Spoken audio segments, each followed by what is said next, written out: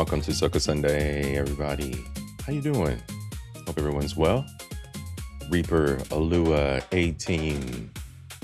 And of course, Soca Sundays, produced by friend of the show, business partner, and producer, all my hoes, demonetized, Mr. JP. All right, today we got bad romance and redemption.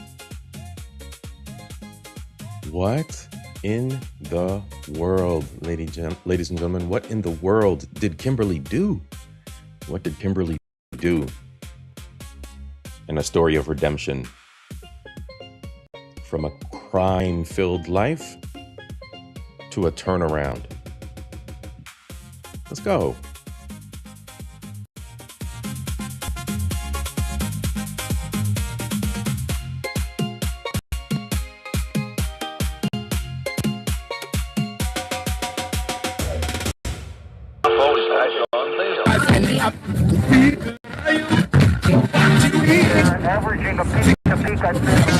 Ever since I was a kid, I've been legit. If I was you, I would cut up my wrist.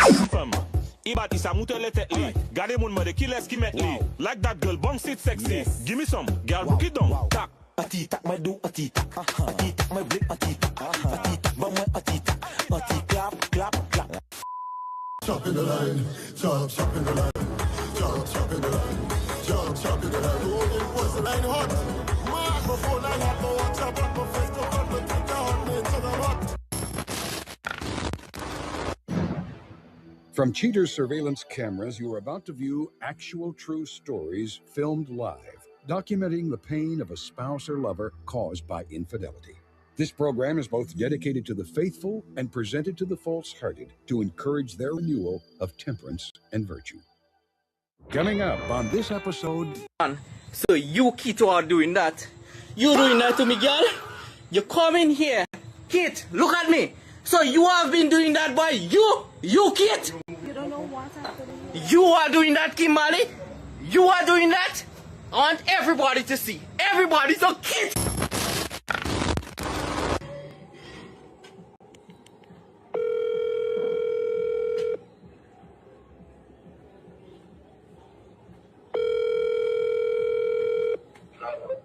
Oh boy.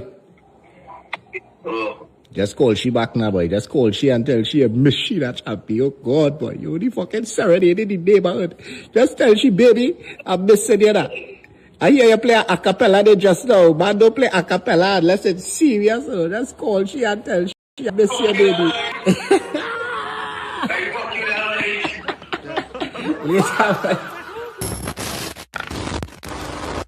All you look the job. I know a lot of the times when people look at this, all they see is the job. But when I look at this, you know what I see? I see the great warrior that actually freed us from slavery. That spirit that has traveled long and far, and then they put the job underwater. What about the spirits and the souls that was thrown overboard into the deep ocean, that was received by Ymir, or the great underwater god called Olokun? That's why the jar blow the shell, because the shell carried the frequencies of the ocean, speaking to the spirits that was lost in transition. Do you truly understand? The warrior, the man that paint himself in black and put on the horn, and then automatically become something more than man. Job for life. Qui ça y est là?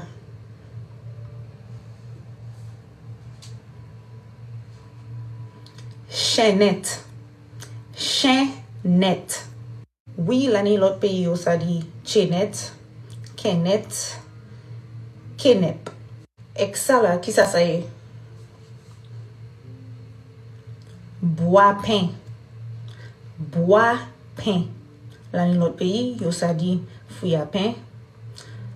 L'autre pays encore, yo ça dit yam pain. Et ça,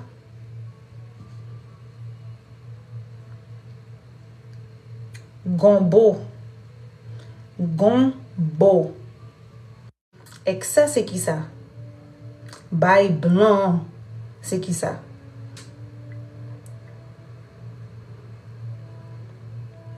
Non, non. Non, non. Et puis là, c'est dernier à nous qu'il fait. Qui ça y est?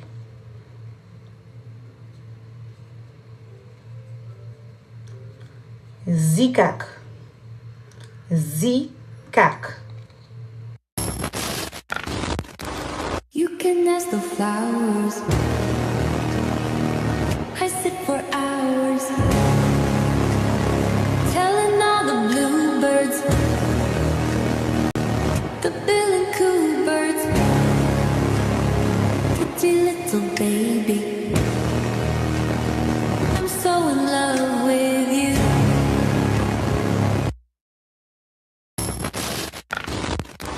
If a young person's out there and they want to have their own mango situation like this, how much maintenance does this require? If I was to say in this mango, I get food in this yard. When you come to this yard, you can see there's a real farm. We have food in this yard. And the thing is that everybody got have food in the yard. One time ago, that's how it used to be in the Bahamas. But the culture get relaxed and depending on eating Wendy's and Kentucky Fried Chicken and all these fast food would make them sick too.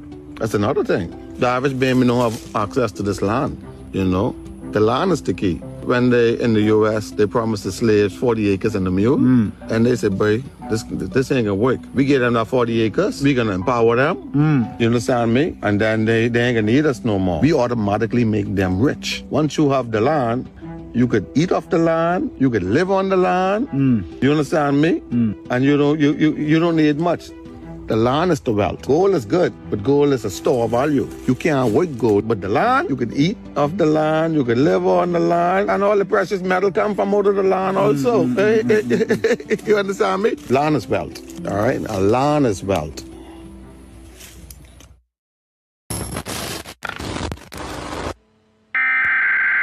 We interrupt our program to bring you this important message. Hold tight. Ooh la la.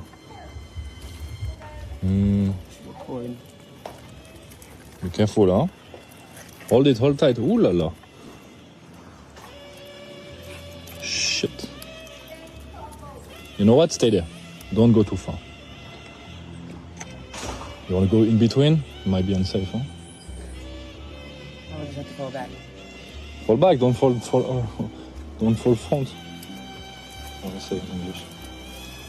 Oh, stressing me. I've been in so many other situations. Stress me. Okay. Wait, freeze!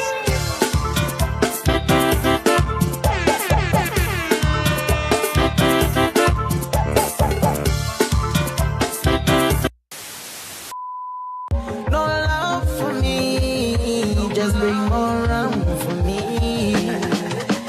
I don't wanna hear no love song. I just wanna drink from and just have fun. Tonight the black man feeling to party. Tonight is what that feeling to jam, jam, jam, jam, jam. Tonight I just feel the boogie, boogie. Come on, hold on to your band and every do and every do and every do and every oh! We don't go 5 seconds I beat that jam. Bounce up on a firing woman. Bust at the local one. I had to make a decision. But we made them wind up on them a woman. Wind up on them a woman. Wind up on them a woman. Wind up on them. We made do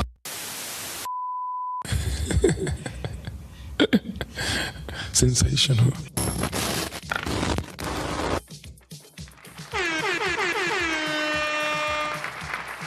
Real bad man. May your heart find peace anywhere you come from. Coulda up, you coulda down. Sakafet, salutations, salute, my beautiful people. How's everybody doing this Sunday? What's up, y'all? Let's go. All right, Soca Sunday. Welcome to the show, everybody. Produced by my friend, my business partner, my homie, JP. All my hoes demonetized, sir. Thank you so much. And salute to you. Thank you, everyone, for joining me today. We got we got a longer show to go through today because the second react is going to take up a larger part of the show. So we got that to work through. It's going to be a good one. It's a story about redemption. But before we get to that, we're going to look at some relationship dynamics that occurred between a couple of the islands and a love triangle. So we're going to get right into it today, y'all. We're going to get right into it. First of all, I got to do my paperwork. I want to send a shout out to each and every one of you who are here with me today. Of course, I want to thank you, my subscribers, as always. Without you, this show could not be, right? Without you, I would not exist. And again, any contribution that you may make to the show through CashApp or through the tips, Nightbot is your friend. She will guide you through the process in the chat. But if anything that you donate to the show stays with the show. So I work on improvements as I can. I buy hardware and equipment to work through with the hobby. It's all with the show. And I thank you, each and every one of you. And if you don't contribute, that's fine. Just hit the like, subscribe to the channel. That keeps me going. That keeps me in the algorithm, keeps the whole hobby going for me. So I do appreciate you, each and every one of you. Thank you, and I thank the good people of Nepal. You don't even know what you did, but you're brilliant anyway, because the brilliance is the best brilliance is brilliance born not from someone ignorant. God, don't make no mistakes. You ain't said nothing slick to a can of oil. That's right. God don't make no mistakes, y'all. You're here for a reason. You're here for a reason. And your boy C.I.P., the lost son from the island of St. Lucia, is here for a reason as well. I'm here to learn. I'm here to absorb the knowledge that I gained through my research. Even if it is a little lighter research, I'm still learning about my people. I'm still learning about my home planet that my father hails from. So thank y'all for being here. And we're exploring the region together. We're exploring the Caribbean together. We're learning together, right? Culture, knowledge, and entertainment. All right? Culture, knowledge, and entertainment. It's not always comfortable. It's not always comfortable. We know this. It's not always comfortable. That being said, most shows I start out with a little bit of a monologue, a little bit of something to bring you into the folds of the show and what we're going to be talking about. Not so much today. Not so much today. All right. However, I do want to leave you with some thoughts. All right. I'm going to just leave you with my typical opener. All right. Nothing is true and everything is permitted in our lives. Nothing is true and everything is permitted. All right. Think of it like this. We have choice. We have choice, right? We have, we're no longer slaves. We're no longer slaves. We celebrate the struggles. We celebrate the ancestors. We celebrate the memory of the tragedy of essentially genocide. And that reflects on the choices that we make today, right? We're no longer slaves. So I encourage anyone who listens within an earshot of my voice, right? I'm not a gatekeeper. I'm one to share a little more willingly than some are willing to accept. But I'm willing to share knowledge. So I encourage you to seek knowledge, right? I encourage you to seek knowledge, my friends, and evolve. That helps you learn. That helps you make better informed decisions, choices, better choices, right? This is just a hobby for your boy C.I.P. So I share this willingly, all right? I share these pieces of knowledge willingly, and I encourage you to go seek from other sources, right? Read books, seek knowledge, okay? The world around us, as we know, is more than meets the eye. It's more than meets the eye, right? It's not an absolute reality. So I encourage my listeners, my subscribers, my friends, my fraternal members, my family, I encourage you all to evolve. To evolve, seek knowledge, evolve, right? Our realities are subjective to what we choose to explore. What we limit ourselves to is our own experiences. Those are our choices we have to be held accountable for. Choose wisely. Choose wisely. That's all I say, right? Choose wisely in that, right? Now, two things have been told to me. I have a very distinguishable voice. I thank those of you who have recognized that in me. I thank you very much. And that my message is can be taken many ways, right? But I have an excellent voice for what I do. The other side of that is that, as I mentioned, my message can be taken many ways. Messages strike at the heart. We're never prepared. We're never prepared for moments when single sentences, ideas, or thoughts spoken from another person's lips impact us and are real and are relative to the choices that we've made. All right? But your boy C.I.P. is here as I am, right? What you see is what you get. The messages that I pass to you are based on my own knowledge, are based on my own experience, and are based on not common sense, but lived experience. Lived experience. There's no such thing as common sense as far as I'm concerned. But let's continue with the afternoon, ladies and gentlemen. I just wanted to give you that brief introduction, all right? That brief monologue there, because what we're going into this afternoon are two different sides of life, and the life that we experience, the life that we embrace, the life that we make choices in. Okay? We're gonna start off first with a bad romance, a love triangle. A lady decided that infidelity was the path and the choice that she wanted to follow. And with that being said, we're just gonna get right into it. Your boy C.I.P. is always gonna add a little entertainment to it. This entire saga surrounding this love triangle has absolutely spurred a social media firestorm. It's also spurred, well, I'll just get into the content here. All right, so first off, we have the Grenadian ambassador. There's no better source than a source right from the island, right? You go right to the source. This love triangle occurred, I do believe, on the island of Grenada between three individuals, love triangle. We have a Grenadian man. We also have a Lucian man. And we have a Grenadian woman. So we're going to get into that here in just a moment. All right, everybody. A-Team, I see you out there, sis. I'm going to rep you. And Alua. Who else we got out there? Any other ladies out there? Ladies, pop up in the chat. Rep yourselves so your boy CIP knows you are out there.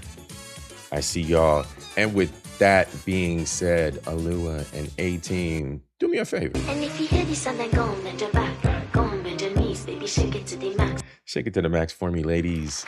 I'm very, very happy that you're here with me this afternoon. Thank you so much for being here. Gents, what's good? All right, Reaper, I see you. JP, I see you. Gents, just the same as the ladies. Their gains, what's good, my G? Real bad man. Gentlemen. What are you doing? Bad man, chill out. Bad man, chill out. Bad man, chill out. You know these ladies gonna shake it to the max. All right. Everyone behave yourselves. And let's get into it. First up, like I said, Grenadian ambassador. So we're gonna go with his channel. 13,000 subscribers. We're gonna throw him some flowers as always. We do over here. There we go. In the chats, ladies and gentlemen, in the chat. Also, we are broadcasting live on Culture Invasion, which is now Culture Invasion Project. All right. This is a project. This is a hobby. Your boy CIP loves to explore life and a lot of different facets of life. So this is now a project. It's a project. It's an experiment. It is. It's going to be fun. And it still is an absolute blast to be here with y'all for all of the different shows. Now, that in mind, we are also broadcasting on Culture in Paradise. Culture in Paradise is where all the good vibes go. That's where all the more positive things go. Not so much the mukbang of everything. Over here, we talk about the social stuff, the gaming, a little bit of everything over here. Then we also have the gaming channel all into itself, Cat in Poncho. So please go subscribe to my channels. All right, show some love for your boy CIP. And help me build. It encourages me to keep going with these projects, all right? Otherwise, I'm going to start trimming channels. I'm going to start putting everything over here. It's going to get all crazy. So I'm trying to help you guys out. Find what you're looking for. Center in on what you like to watch. So got the 3 channels. Subscribe, like. Also, Nightbot. Thank you, Nightbot. Where's Nightbot? Nightbot's over there in the chat. Nightbot will tell you all the chat things. So pay attention to Nightbot as well. And then if Nightbot takes you to another link, come back. You know what it is, y'all. All right, y'all. Let's get into it. We're going with the Canadian ambassador. We're going to start with this gentleman first, and then what we're going to do is we're going to break away from that. Your boy CIP is going to interject some thoughts and feelings and emotions and music into the love triangle, and then we are going to get right into the main piece of the evening, the afternoon rather, redemption. Because your boy CIP is a little biased. I'm a little biased, and we'll talk about that as we go along. But this is all learning, right? Knowledge, learning other people's perspectives, learning their experiences, and learning, how things change for us. All right, y'all. So we're going to start off here. Let's go.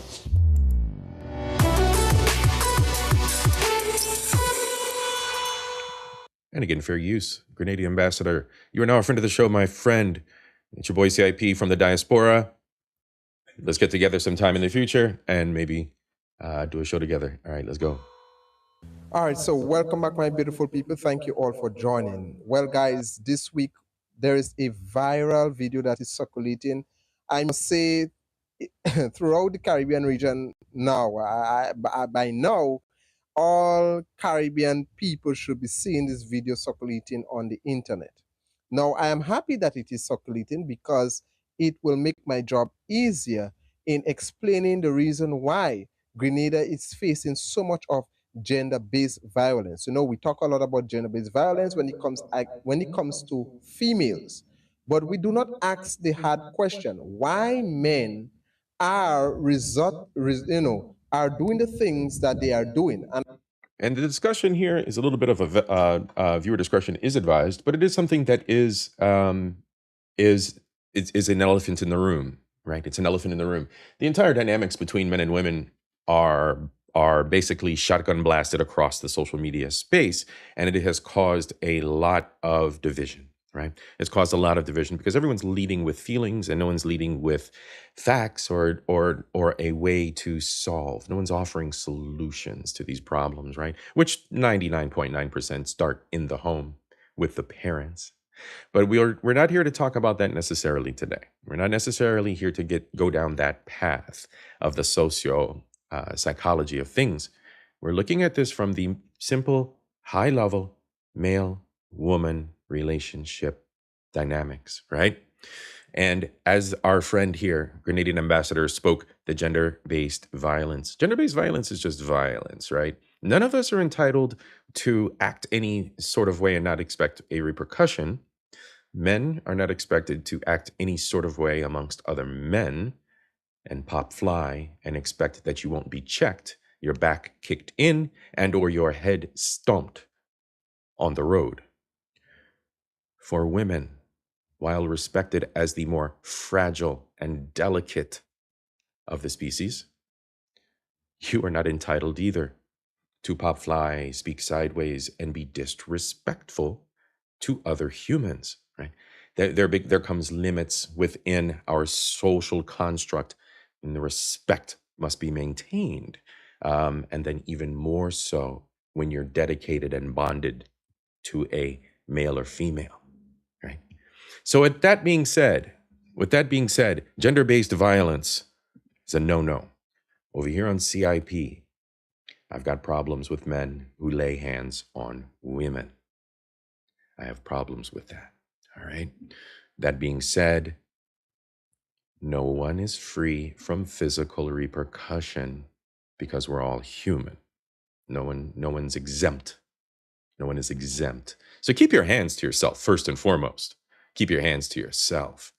And then secondly, men, you become enraged. It's now time to sit down and talk to another man. This is why we have mentors. This is why we have friends. This is why there are alpha men in our communities who are aware, engaged, and actually care. Not the beta men who encourage you to continue down a road of fuckery. You have to understand and be able to discern the difference, okay? Just some thoughts and feelings and emotional outbursts from your boy CIP. Take it as you will, all right, everybody? Chicken from the bone, little pieces of knowledge that help build a better us, a better you, okay? Keep your hands to yourself. Let's go. Don't get me wrong, I do not condone any violence against women. But however, we have to ask the question, why our men are resorting to violence? Well, let's take a listen to this clip that I'm about to play. This is something that happened this week. I think was yesterday or day before. All right. A Grenadian man caught his girlfriend red-handedly, okay, red-handedly, with a St. Lucian Renault Walker. All right. Now the Renault company. Speaking for St. Lucians that are here in the diaspora and that I can speak for, not saying that I speak for all St. Lucians, but speaking for myself mainly as a part St. Lucian half-breed, we do not condone this behavior. We do not condone this behavior. You do not sleep with another man's wife, girlfriend, thing, fling, nothing. You'll have that man shooting at you, my friends. You'll have that man aiming for you. Stop. Gentlemen, there is at least in the world, 6 to 1. At the very least, they say 8. They say 8. I'm still trying to collect my 8. But there are at least 6 to 1, gents. You don't need to be chasing these women that already belong to other men. Leave it alone. Let's go. Company has nothing to do with this man's love triangle. All right, so let me make it quite clear. The Renault company has nothing to do what you're about to see in this video. But he is a Renault heavy machine he operates heavy machinery in the Renault company here in Grenada, because they are the ones responsible. They have this contract when it comes to certain road work and construction and infrastructure projects. So without no further delay, let's take a look of this video of the drama that unfolded between the Grenadian man, his girlfriend, and what people will say the honor man here in Grenada. He is from St. Lucia. Take a watch. So you Kito are doing that. You doing that to me, girl? You come in here. Kit, look at me. So you have been doing that, boy. You Kit. You don't know what happened. And look, gentlemen, just speaking, everyone actually, just speaking, these situations, we see them all the time. There's content creators that actually just focus in on these relationship dynamics and literally spend their entire waking careers on the social media space reacting to these occurrences, these events, men cheating on women, women cheating on men, everyone just absolute debauchery in both cases, right? Both sexes, debauchery. People literally study this or react to this stuff all the time. So I don't do that all the time. There are many different emotions that one can take in and kind of go through while you're watching this. I've been this guy. I've had this happen to me. So, or a woman lose interest in me because she's already stepped out the door. She's already got that connection with another guy, but she's still reaching back and I didn't know, right? So I've been here. So there's a different kind of perspective on how to handle it, how to go through this, work through this. But that being said, part of me kind of finds this entertaining and funny, not his pain, the situational piece of this, especially the woman's obvious expressions and responses after she got caught. That being said, that statement made, you're about to hear a guy have his complete heart torn out. This was a 7-year relationship. The man had started to build. The man had started to buy land. He was working on building a farm, the things that you normally would do to produce a legacy and longevity for your future family. The man was planning. He was a man of intention, extreme intention. A man much like myself. So I can hear in his voice absolute devastation, absolute disappointment, absolute loss. So I don't want you to be mistaken by what you feel as you hear this and as you are so desensitized by the social media space. Your boy C.I.P. loves doing this as a hobby for a reason. All right? That you doing that to me, girl? You come in here, Kit, look at me. So you have been doing that, boy. You Kit. You don't know what I'm doing. You are doing that, Kimberly. You are doing that. I want everybody to see.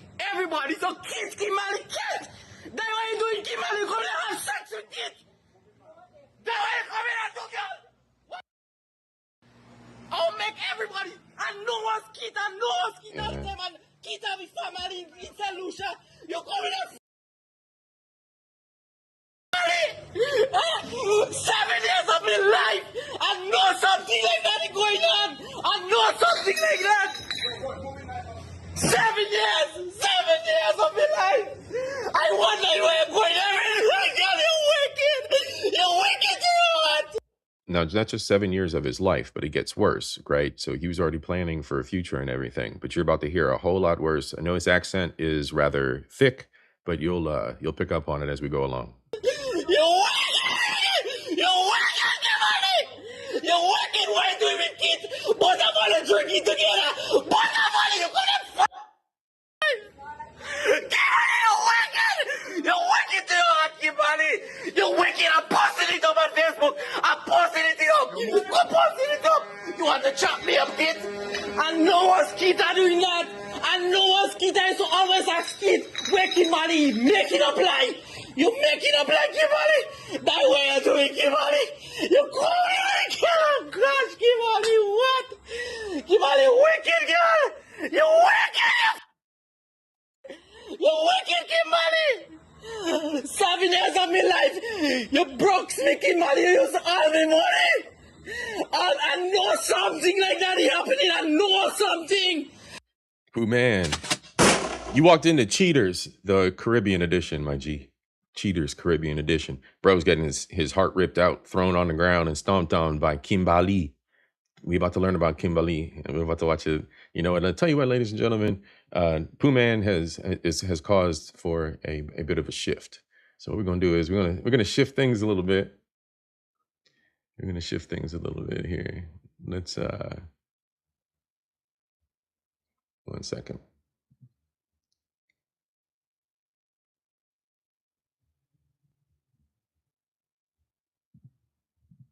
So you keep on doing that. You doing that to me, girl? And tonight I'm Let's go, y'all. myself. Look at me. 7 years I give you everything. You get. Now look what you do with it. You are doing that, I catch you with key. You are doing that. I want everybody to see. Everybody to see. Just stop. All right, what we've done here, ladies and gentlemen, what we've done here is I've put together a little bit of a presentation for you. That was just the intro. Because social media in the Caribbean is so petty and so insane sometimes, what they've done is they've put together a ballad for Kimberly in honor of her infidelity, ladies and gentlemen. In honor of her infidelity, we are going to sit and we are going to vibe together and learn what happened to this gentleman in song form, okay? In song form. So I need everyone to just listen in, light your lighters. Put your lighters in the air, ladies and gentlemen. Put your lighters in the air, all right?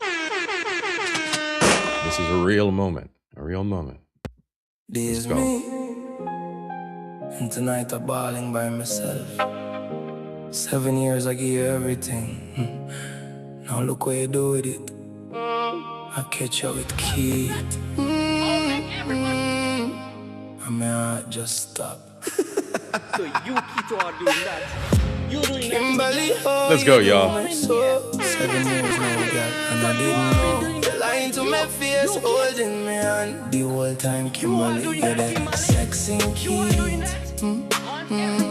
Kimberly, oh, you do me so. I can't satisfy you. I see Keith with that thing too big. Tell me, let me know. 7 years I give you. I know I couldn't satisfy you. Kimberly, you really do me that. I open the door, see the video. You can't take that back, Keith with big. Alright, I know you like the thing, but 7 years I love you. That mean nothing. You kiss me good morning, smile right in my face. You know, the bad thing is that Kimberly's everywhere. Kimberly's everywhere are gonna get beef because of this. They all gonna catch heat.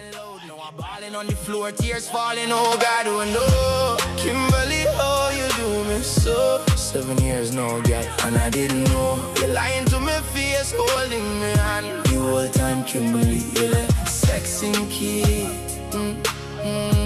Kimberly, oh, you do me so. I can't satisfy you, I see Keith with that thing too big. Tell me, let me know.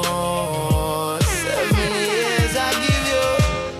I can't take this serious. Satisfy you. I never miss a birthday, I never miss a night. How old you when you're crying, I always treat you right. So what Keith of that I do have, tell me what it is. I'm giving you my whole word and still I lose to this. You coulda tell me yeah, you coulda let me go. Instead you keep me loving you while carrying on the show.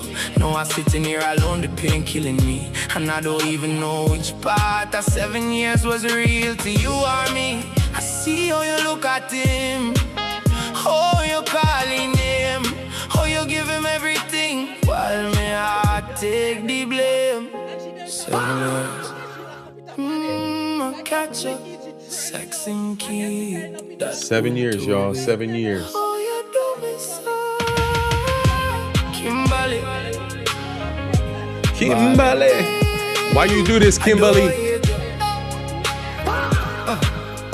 I don't hate you, girl, but I hurting back. This is the worst pain that I ever had. If I wasn't enough, you could have tell me so. Instead, you let me love you while kid, giving you strokes, deep strokes, hard strokes, making you scream. And the part that killing me, the part I can't forget, is I wake up this morning still loving you yet. I'm burning on the floor, phone still in me. Why do artists have to go that hard with the lyrics, bro? Why you had to do it like that? Pause. Kimberly, oh, you do me so. 7 years now, girl, and I didn't know. You're lying to me face, holding me on. The whole time, Kimberly, you're the sexy kid. Kimberly, oh, you do me so. I buy the piece of land for we to build a house together. That's all I was doing. That's all I was doing, Kimberly. That's all I was doing. You come in my kitchen, you come in, you drop in, you come home, you bring 2 different panties. When a panty come out, you always holding clothes, you always doing things, Kimberly. Kimberly, you know, it's the last time you come down here. As you come inside, you gotta come wash out understand. your hand with soap and spitting. Kimberly. Within that 7 years that they were together, he had had a hospital scare in and out of the hospital. She had been embezzling his money for her extracurricular street behavior, for her whorism, while the man was down and out. So our friend wailed for about 6 minutes to talk about this. Gentlemen, be sure that you have, all of us don't have a strong father in our lives, or a strong mentor in our lives, or a strong friend in our lives who is level-headed and can get us grounded again when we are in situations like this. Sometimes it's better for us to forego on the fun and fuckery and find an intellectual friend, find a businessman, find someone who is more grounded, more focused, and has already been through these kinds of situations that can stand by you and help you out of the pit of what may be perceived as despair in that moment. These moments pass. So from one man to others, find that friend, right? We need that friend. We need that ally in our corner, male, who has also been through these situations, someone with wisdom, a collection of knowledge, okay? All right? Let's do better, gentlemen. No violence, no hands on women, no hands on others, no displaced feelings. We're men, all right? We can get through these situations. Ladies, y'all already know what y'all doing over here. Kimberly's going to catch all the heat for the remainder of 2026. Let's go. Kimberly, oh, you do me so. 7 years now, girl, and I didn't know. You're lying to me face, holding me hand. You all time, Kimberly, yeah. Sexy. Damn it. Kimberly, This shit's sad. I can't satisfy. This shit's sad. I want to church in St. Lucia for your family to see. Don't slander St. Lucia. It's not all of us, bro. St. Lucia. I'm gonna make sure you see St. Lucia. Big man like you want you. Don't crash out, my friend. Don't put that entire burden on all the Lucians, my friend. Still I lose to this. You coulda tell me y'all, you coulda let me go. Instead you keep me loving you while carrying on the show. No, I'm sitting here alone, the pain killing me, and I don't even know which part of 7 years was real to you or me. I see how I think you look at him. I think we're at the end. Yeah, he's pretty much done at this point. Oh, you give him everything while me I take the blame. I think he's pretty much done at this point. But yep, that is the Kimberly Love Triangle news of the week, ladies and gentlemen. Learn some love, y'all. Learn some dedication. That's what we need. We need to be standing by one another's sides. Yeah, man. We don't want bro crashing out. We don't want bro crashing out. Kimberly's become the new Keisha. Making you scream, and the part that killing me, the part I can't forget is All right. I wake up this morning still loving you yet. I'm balling on the floor, phone still in my eye. Next up, ladies and gents. Video of him taking what was mine. Next up. Let's go. All right, so we're going to drop down from this story. The misery of Kimberly and the love triangle is over with. Your boy C.I.P's made his statements on this subject. Let's do better together, ladies and gents. And let's move on. Back at it. All right, we got IG. We're not gonna, you see already, 1, 2, 3, 4, 5. Like the whole top row is about Kimberly. They even made a Muppet Kimberly. It's bad out here in these streets for all the Kimberlys, y'all. Pray for Kimberly. Let's go. Next up. Now we're getting into Free Flow with Nukiva Griffith. All right, Nukiva. I'm going to drop his link in the chat. Ladies and gents, as always, I throw flowers to these wonderful, wonderful, wonderful content creators. There's a lot of content to be found on here. Mr. Producer, Mr. JP, all my hoes demonetized. To the front of the class, please. Mr. JP, all my hoes demonetized. Sir, if you please come to the front of the class.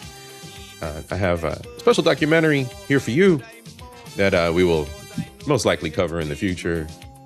And how to make a perfect hit song for St. Lucia Carnival. This is the documentary of Imran Nerdy, interview of Imran Nerdy. The Pillars of Carnival, episode 4. So the Pillars of Carnival, from the perspective of the Free Flow.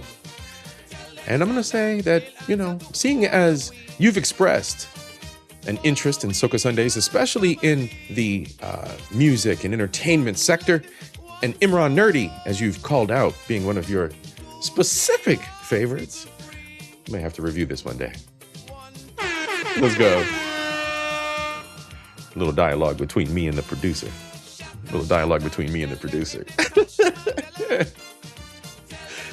All right. So Free Flow with Nukiva. Ladies and gents, what we are going to talk about today, we're going to explore today, something your boy C.I.P. has constantly been at battle with, and it's redemption. It's redemption. I'm learning. I'm taking in the knowledge and observing from all the different spaces, from all the different religions and homes of spirituality, whatever humans have concocted in their thought processes. But I'm learning. So today, a few Soca Sundays ago, we explored crime in the region and on the island. This was one of the episodes that was a layover from that. So I figured it was a good time to go through my notes, clean things up a bit, and bring this one to the surface. Redemption. And in light of what we just witnessed with Miss Kimberly, there may be redemption there for her. Maybe she will one day learn to only lay with one man that spends 7 years of his life in dedication to building a future with her. Maybe, just maybe. Probably not. It's 2026. What am I saying? All right, anyway, let's go explore redemption, ladies and gentlemen, and see what it looks like for this gentleman. Now, Franz Theodore is the gentleman who will be watching the interview of. Fair use, by the way, fair use, free flow. Don't go striking your boy C.I.P., all right? I'm learning here, right? This is all about knowledge, gaining knowledge here and perspective. And thank you very much for the content that you create. All right. So I have not followed up on Mr. Franz Theodore's life, what the words spoken by him during this interview have become in action as a man. Does that make sense? His merit as a man, where he's taken this new direction in his life, what he's done with that, how he's propelled forward as a man, what he's achieved. Not expecting him to be some millionaire empire Mongol. No. What I'm expecting is mogul. Excuse me. What I'm expecting is just to see the development, his character and his actions, and his general nature as a man, standing on everything as a good man. Right. That's it. That's key. All right. So enough from your boy C.I.P. Bars. Let's go. Welcome to Free Flow, the Caribbean's best and biggest podcast. Let's get it. Walk around the gym, I see you there. I remember that, yes. And I remember I that, say, what? yes. Look at that. Look God at is that. good, God is good. Divine intervention. Right. You know, I had to be here today to glorify the name of the Lord, you know? Yeah, man. To tell my story about how the Lord has been good to me. And yeah, man, it was the Lord who made you find me at the gym. And yeah, man, I'm willing to give my testimony. Okay. Yes, well, let's get into it. Normally, I like to start the episode with an icebreaker. And the icebreaker, just to, loosen up, Yes. And the icebreaker that I have for you today is Dream Dinner Guess. Okay, that's a very iconic icebreaker for now. Like that's the icebreaker I use for most episodes. Yes. But basically what it is if you had the opportunity to have dinner with 3 people, alive or dead, who would they be and why?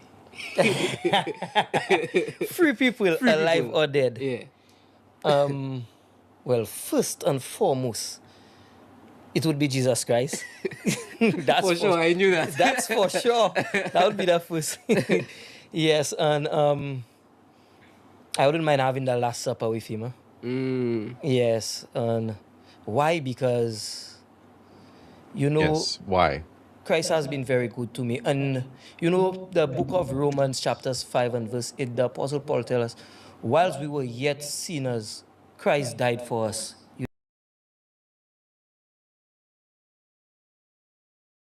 So imagine you're a sinner and a man dying with that man, Yeah, man, and that's my Lord and Savior, and he would be the first.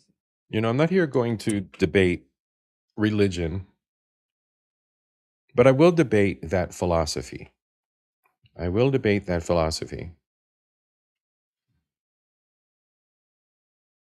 Why does it take humans so late to realize that sacrifice? So that's the lesson in sacrifice. Humans wrote that story to amplify it. The death of a man, nails being driven through his flesh. The horror. Get over it. Sacrifice. Giving of yourself. Truly just giving of yourself. That's what it is. Loving someone enough that you put yourself aside. Planning your own comfort, properly so that you can share your gifts with the world without material sacrifice. It's just a lesson. It's just a lesson. The impact was in the torture the man went through and the assholes on the other side that saw it through. It's just a lesson in sacrifice. We have to remember that these stories are about humans, written by humans. And that's all they are. That's all they are. That's my 2 cents so far on religion. Like I said, this is not an episode necessarily for religion, even though the concepts of redemption are baked into religion. This being Soca Sundays, I'm sure it's a little more poignant. But again, human stories written by flawed humans to control humans, to keep humans' minds grounded. That's all they are. So let's move on. And wow, who's that to others? No, I never thought of. You're talking to people like that. Dallas, Big Natty, what's good? What's good, fam?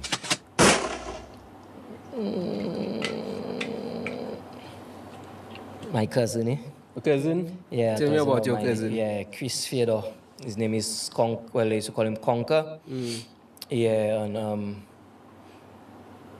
he got killed in Shantytown in 2008. Yes, and you know, it's because of, well, that's mainly that's the biggest reason I will say why I really became a bad man. You know, yeah, because of, yes, his untimely demise. Yes. So yeah, if I had a chance to dine with him. So the catalyst was his friend that lived in Shantytown passed away. And that was the catalyst that drove him down the road of wanting to be a bad man. Again. What would you tell him? Real bad Give his life to Jesus Christ. Yeah, man, that's what I would tell him. Give his life to Jesus Christ. Repent. Yes, and be baptized. Yeah, because all now that he died and he died in his sins. And you know the book tells us in John chapters 3 and verses 3, unless a man be born again, he cannot enter the kingdom of God, you know? Yes, so I'll tell him be born again, and that would be my advice to him. Okay. All right, that's some good answers. Yeah, that's man. some good answers, man. Well, let's get into it, man. Franz Theodore. Yes. What did your life look like growing up? Who was Franz before all this early on? Growing up, from child growing up, where you from? What did your life look like? What type of life were you living? Yes, well, my full name is, a lot of people think like Franz is a nickname. I thought so too. Yeah, you see? Exactly. So, but that's my actual name because my father name, and then they ask me like if I'm from Matnik or whatever, but no. My father name is Francis President. So from Francis, my mom named me after him, which is Franz. And my full name is Franz François Theodore. Okay. Yes, so I was born and raised in West Hall Group, Vieux-Fort, also known as the Mang. We always have crazy names.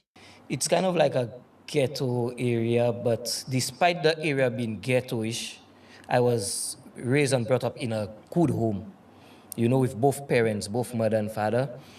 I born with a silver spoon in my mouth. You know, my father had everything. I had everything any child could have asked for. You know, bicycle, all video games. You know, them times I don't know if you're familiar with that, but Super Nintendo and 64. All that. Right. So we had all kind of board games, Domino and Ludo and, you know, Monopoly, all these things. But the thing is, the area was a poor area. So we had everything, but the rest of the children didn't really. No, interesting, right? You're the most privileged of all your friends. And this is this is part of the path that you chose. You were the most privileged. You had everything. You had 2 loving parents. Again, this is a lesson in understanding as well as a lesson in knowledge, gaining knowledge and the perspective of the timelines that these individuals go through that make these decisions. And you got to think about it. Western world, you're already conditioned to understand you're not going to get very far with tattoos like that on your face. You're already convinced. You're already conditioned, right? It's already conditioned in you, especially in the white collar world that I work in. You're not getting in the door. So with that being said, it's interesting to see over and over and over again, stateside Western world, right? Versus over there, second, third world, the same situations. Top of his neighborhood, top of his community in privilege. And this is the path he chose. So they used to come at our home to watch Dragon Ball Z, to play games, to ride bicycle, basketball. And plus my father was one of the few persons who had a vehicle in the area. So, every Sunday. And your father had a vehicle. Everybody else was walking. They used to bring us around the island and the children around. So, and then by the beach, by the river, nice adventures. Things children would like. And then automatically that made me the leader in my area. Because all the children want to follow friends. Because friends' father have everything. And, I have everything, Yes, and even going to school, I always have monies. And, and a lot of the children were poor, so they would follow me. So I was like basically born a leader, from small I was a leader. But I was very shy growing up, and I was raised well, to be honest. Would you say you're still a leader now? Yeah, man, my leader quality is there because never change. Never change. But in time to come, I want to be a leader, as in employ young, open businesses and employ young men, and be that kind of leader. Yeah, not the I leader. like that. Yes, not the leader I used to be. Yeah. Yes. How long ago? Try and give me a rough number. Yes. How long ago did you change your life and give your life to God? Okay, I got baptized on the 1st of August 2023. 2023, so that's about 3 years ago. Yes, August will give 3 years. Okay. August this year. Yeah. I got married unbaptized that same day. Oh, wow. So he's literally 3 years into his journey because we're in August now. Wow, that's crazy. Yes. Married unbaptized. Yes, that same day, 7-day Adventist. So was France and he got married just before that. Was there? Oh, let's just say a couple years. Before that. Right. France was a gang leader in Vieux-Fort of a crew named Critical. Yes, I was in charge of a lot of young men, from men and women, from Vieux-Fort to Soufrière, Micoud, Castries, Tenry. Critical was a large group, very, very large group. Wow. Yes, and I was the head. Honestly, I don't know how it is there, because I know from Yes. that guy. But what was the relationship like between you and these people? Was it like a employee-employer kind of relationship, or was it a family? That one is kind interesting. of thing? It was a family kind of thing, because imagine, that's why I will say, I was not the richest boss in St. Lucia. As a matter of fact, maybe I was the leader with the least amount of money. But then I had such a big crew running, and it's because of the relationship. Because a lot of guys would hear about friends, and it would instill fear in them. But then when they come on my block and they see I so down to earth with the guys, you're not even knowing who's the leader. Yeah. Well, the only way you'll see me, I have endless goal and stuff. But apart from that, you see all of us joking. You see the fellas giving me old jokes, and I laughing. I'm not taking that for nothing. Yeah, real down to earth thing. And people wondering, Mama, but what kind of boss is that? You understand? Yeah, boss supposed to be serious. Right. And I just, they like family. That's what that made them love me, Okay. It's the love, and anything we have, we share in it equally, I don't know. Well, I don't know how much you could speak on that. But what kind of activities were you involved in during that time? Everything not good. I don't do that. Yes, everything you can think of. You see, I will not sugarcoat nothing, and everybody know that's what happens in the ghetto, in the gang life. Is murders, robberies, drug dealings, womanizing, alcoholism, like drinking endless from smoking, Right. this kind of playing vulgar music and secular music and these kind of things, Yeah, that's just crime, bare crime. Yeah. And but that doesn't mean everybody in the ghetto are bad people. Yeah, for sure. Yes, For sure. yes. I think my viewers are open-minded enough to know that, you know. Yes, yes. But yeah, so obviously you're involved in a lot of, you know, as you say, bad things. Everything Yes. are not good. You know, and Yes. you did mention, like, you know, to recognize who the boss is, you know, you would have all your goal and that kind of thing. Yes, What yes. kind of money were you touching at that time? Well, okay, I'll not say. Okay, at a young age, I had my own boat, and yes, Plural. Wow. Yeah, I Boats, used to go plural. St. Vincent, you know, go and take weed, 100 pounds, 80 pounds, 50 pounds. When you say your own boat, you like, Yeah, my own like the fishing vessel, not a yacht, but the yeah. fishing vessel. Okay, Yeah, purchased it for about $45,000. Yeah, and yeah, so we used to go Matnik, St. Vincent, pick up the weed, hundreds of pounds, and go Matnik with it.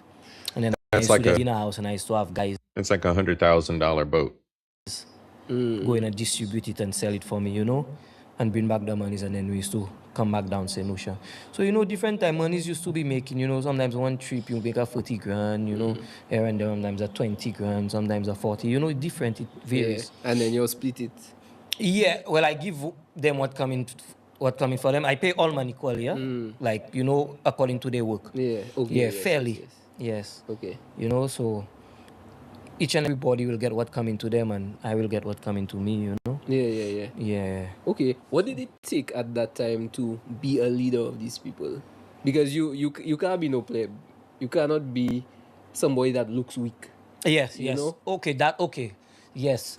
Now, you know, that's why not everybody you see has money can be a leader in the ghetto. They maybe can be a leader someplace else, but not in the ghetto, not in the not in the gang life, you know.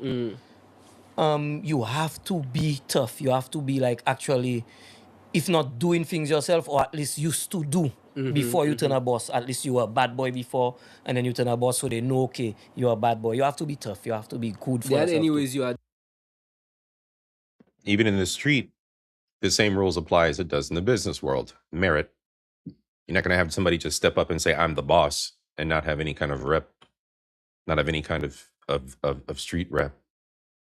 Doesn't exist. You'll get taken out. To prove yourself, like, how did you even get to that point of being a boss? Like, how did you prove yourself? How did you get enough respect to get to Okay, like that I point? said, you know, I raised with a silver spoon, so my father's gave me everything. So I already had things, and guys used to follow me, and I was showing them love. You know, always used to share, so they used to follow me. But then I started doing crime now, chopping fellas, and you know, them kind of things. So people know, okay, not because that man looking good and he loving and he sharing to mess around with him, you know. Yeah, I used to. Okay. You think you had a temper? Yeah, man. Yes, man. Still do, but I manage it better now. Yes, Yeah. because you know I've got the Holy Spirit inside of me. So what do you? I don't know how much you could speak on it, but how have you ever crossed a line? You know, in during that time, that kind of pushed you further off the edge, or a line that you felt like you couldn't come back from. I couldn't come back from. There we go. That's a good question. That's a very good question. No, I never crossed a line I believe I couldn't come back from. So that's why I used to try my best not to do nothing I will totally regret. Although there are actions I was not proud of, and you know, but to say like, I say, I cannot come back from that. Did you ever feel guilty, like for doing certain anything? things? Yeah. Guilty, ashamed. Yeah, for certain things, yeah, man. Yeah. What was your relationship like with your family? Great. Now, through all that. Through all that, I was always obedient to my parents. Well, not obedient to them but I was always respectable to them. Because you know the Bible tells us in Exodus chapters 20, honor thy mother and thy father, and your days shall be long on this earth. And a lot of friends of mine died because they were disrespectful to their parents. Were you always like a Christian man? Well, and again, that's a statement of structure. That's a statement of respect for the legacy that you come from, right? It's to maintain the control mechanisms to keep families together. It's the rules to keep us together. We've totally abandoned that, but that's what it's written for. It's a guidebook to life. We were brought up as Catholics, right? Because you quoted scripture. like three or four scriptures already, and that's not something that highly comes Catholic just on the so. island. Right, that don't come just so. So yes, so we were brought up as Catholic, and I always knew to pray. My mother, from little boy, we knew the 23rd Psalm by heart, Psalms 121 by heart, the Lord's Prayer, which is taken from Matthew chapter 6, from verses 9 to 13. So we knew all these things by heart, and we always knew to pray. Every morning when we wake up, our parents would make us pray. Every night, the same thing. So, and we always knew Jesus Christ. I always knew Jesus Christ as my Lord and Savior. Okay. Even when even when I was a bad boy, I knew that. But I always knew one day I would have given my life to Christ. I always knew that. You always had that feeling. Always had that feeling. I never knew it so soon. I always felt like maybe, when I elder man and I cannot do nothing again. If you had even survived to reach that age. Did you ever feel fear? Did you have, or was it just like a numbness? Okay, it was like both a numbness and yes, it was like a numbness and not really fear, but you never had ease. You understand? It's not really fear, because if it was fear, I would have gone foreign and never come back. Or it was just that like you never had ease. Like you always have to have a fire. I'm always watching your back. Not only from your enemies, but from also police also. So always uneasy, but not really fear. Let me tell you something. I always tell people, no bad man is afraid to die until it's actually time to die. It is at your doorstep. Right. So right now, I'm a bad boy, killing people, I'm doing things. I'm not afraid to die. I'll say like, my pay more, I'm not afraid to die. I can die anytime. And Burma man reach on me, give me 5, and I dare underground. Just before I die, you've been afraid, bro. I've been shot many times. I know the feeling. You've been shot many times? Yeah, man. I know the feeling. What? So then you seen, boy, today is the day I go in. Of course you've been afraid. Was it? I don't know how much you could talk on it, but what's the worst thing that you've done that you can think of? I don't even know, to be honest. Like that's something I had to think of, because we did so many things. That's crazy. Yeah, we did so many things back in the days, Things unknown to people, things known to people, Yeah. But I can't even, I have to like think of which. What? No, it's actually crazy to me that like you do so many things already, you don't even know what to say. Yes. Wow. Yes, even as I do a lot of things already myself, I also instigate a lot of things already. Call a couple shots. Call a lot of shots, So even that too, because they tell you, there is a saying we use in St. Lucia, Silapan situes lapan vole. In other words, if there is no one to conspire to call a shot, the crime will not happen.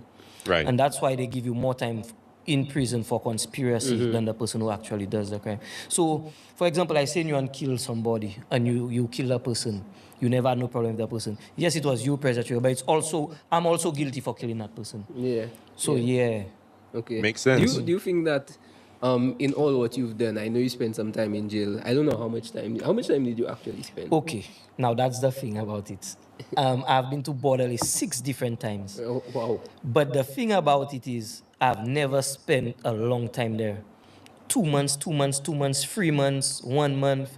Yeah, just months each time. So it was more just waiting for your court date or something? Yeah, remand. Mostly it's just remand, yes. Okay. Only once I did time, which is penal. They sentenced me to 3 months and I ended up doing 2 months. Wow. That was in 2016. So that was my conviction. And was that the last time? No, that was in 2016. That was actually my second time. My first one was, you understand what's remand and penal, right? What's penal? I don't know what's penal. Penal is when Convicted. the judge find you guilty or you plead guilty and they sentence you to prison. Yeah. So that says the sentence conviction is the penal conviction versus basically just being reprimanded. So you know what day you coming out. Okay. Remand is like you say, you in jail, but you're waiting for... Yeah, you're waiting, yes. Right. Okay. So my first jail was in 2014, which was a remand. My second was 2016, which was the penal. That's the only time I do time. And when you do time... Did you plead guilty or... I pleaded, yeah. Okay. Both I have 2 convictions, and both of them were me pleading guilty. Yes. You see, You're every time, honest. yes, every time I plead not guilty, yes, every single time I plead not guilty, I win in that case because You're it's not the guilty. truth. Yes. Exactly. So you see, so in 2014, now Raymond, you've been in green. Now, Okay. if you can recall, when I was doing You were in Untold blue? Stories, no, I was You were in in green. green, okay. Yes. Yeah. So Raymond 14, 2016, I did the blue. 2017, I come back on Raymond. I did the entire 2018 out. Come back 2019. Come back 2020. Come back 2021. And that during was COVID. Wow. Yeah, and that was the last time. Did you feel like you deserved to be there? Of course, yes.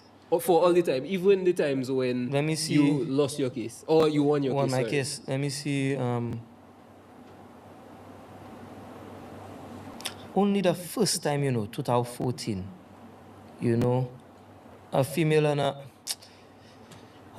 up cutting herself with a knife, and she says, "Me," and yeah. and they charged me for assault and all kind of thing. But yeah, because not trying to put you in a strange position, but not necessarily because you had something to do with the crime means you're not guilty. If you understand what I say. Yes. You know, so sometimes. Now, did you catch that about the first case that got him hemmed up and put in court? Now, it's often claimed that the system doesn't protect the females, but if the females behave badly, even on the island, again, keep your hands to yourself, but if a female behaves badly and struck or cut the man and he reacted accordingly, it seems to me both, if not she, is at fault. If I had 2 children, they would both be in trouble. So it seems to me that the situation may have been tilted more toward favor of the woman. Very much par for the course as it is here stateside. Just an observation. Let's move on. Sometimes, you get put in that position, not because you did anything, but, because you were somewhere around, you were part of it. And sometimes you feel like you deserve it just because you're not Just supposed because, to be there.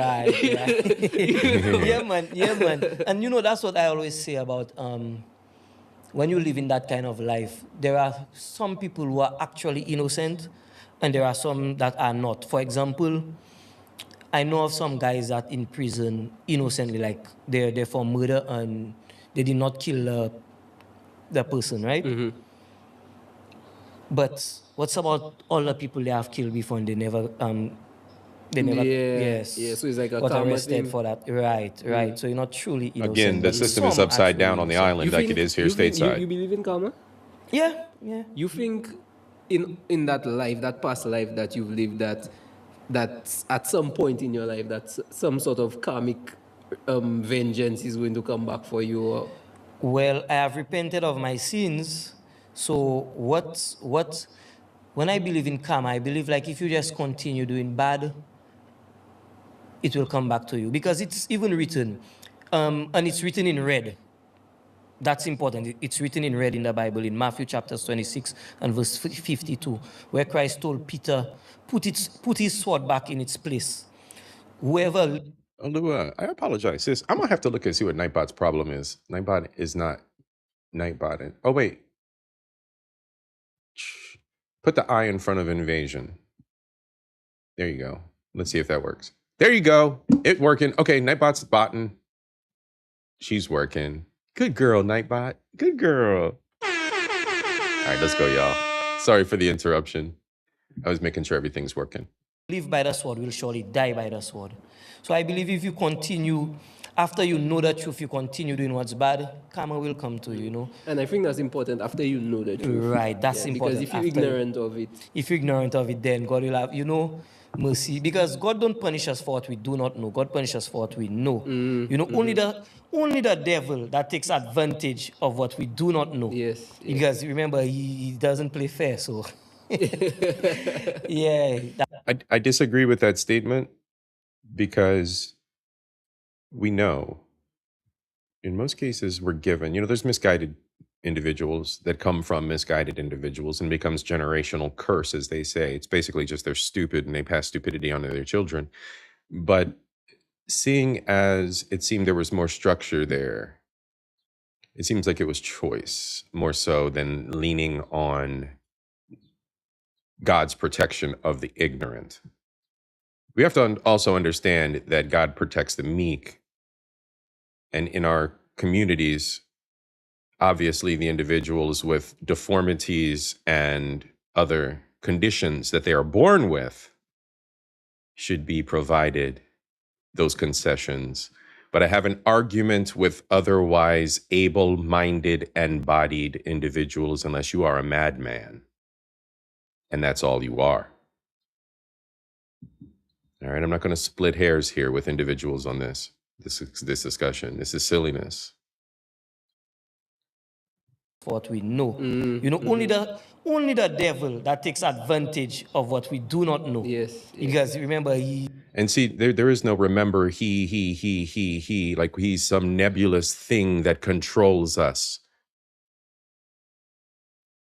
Even if you're not exposed to the fact that there's knowledge and information out there, you still have in your hand and possession a device, $1,000 on average device that you can Google, look up, Wikipedia, ChatGPT, an average knowledge base and a point to start from to improve your situation.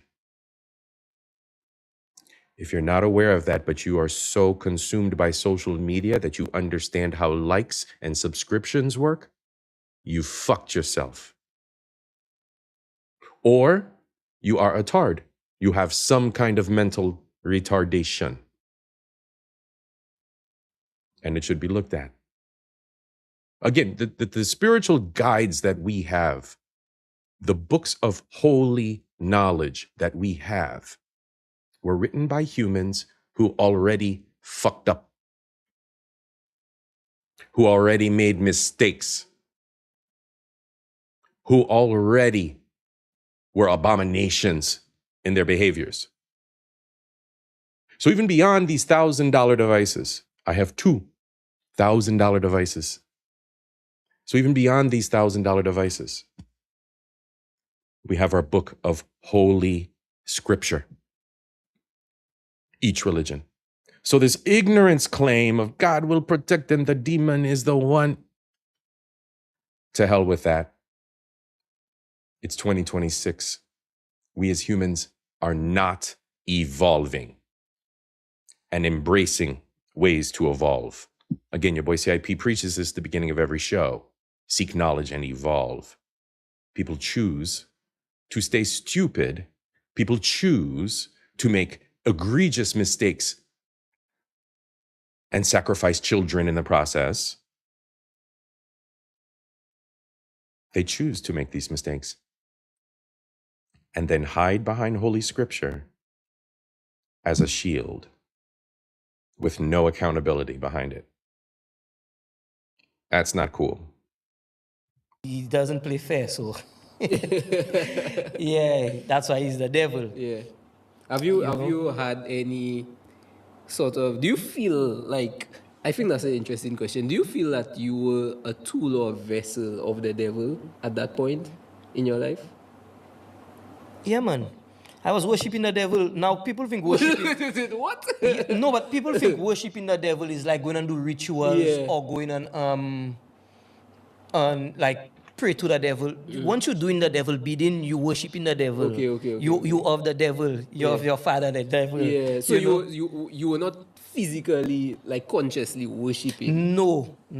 See, and again, the analogies and the stories of the Bible play the analogies and the allegory of the Bible play true, and that was a more respectful way of illustrating that point.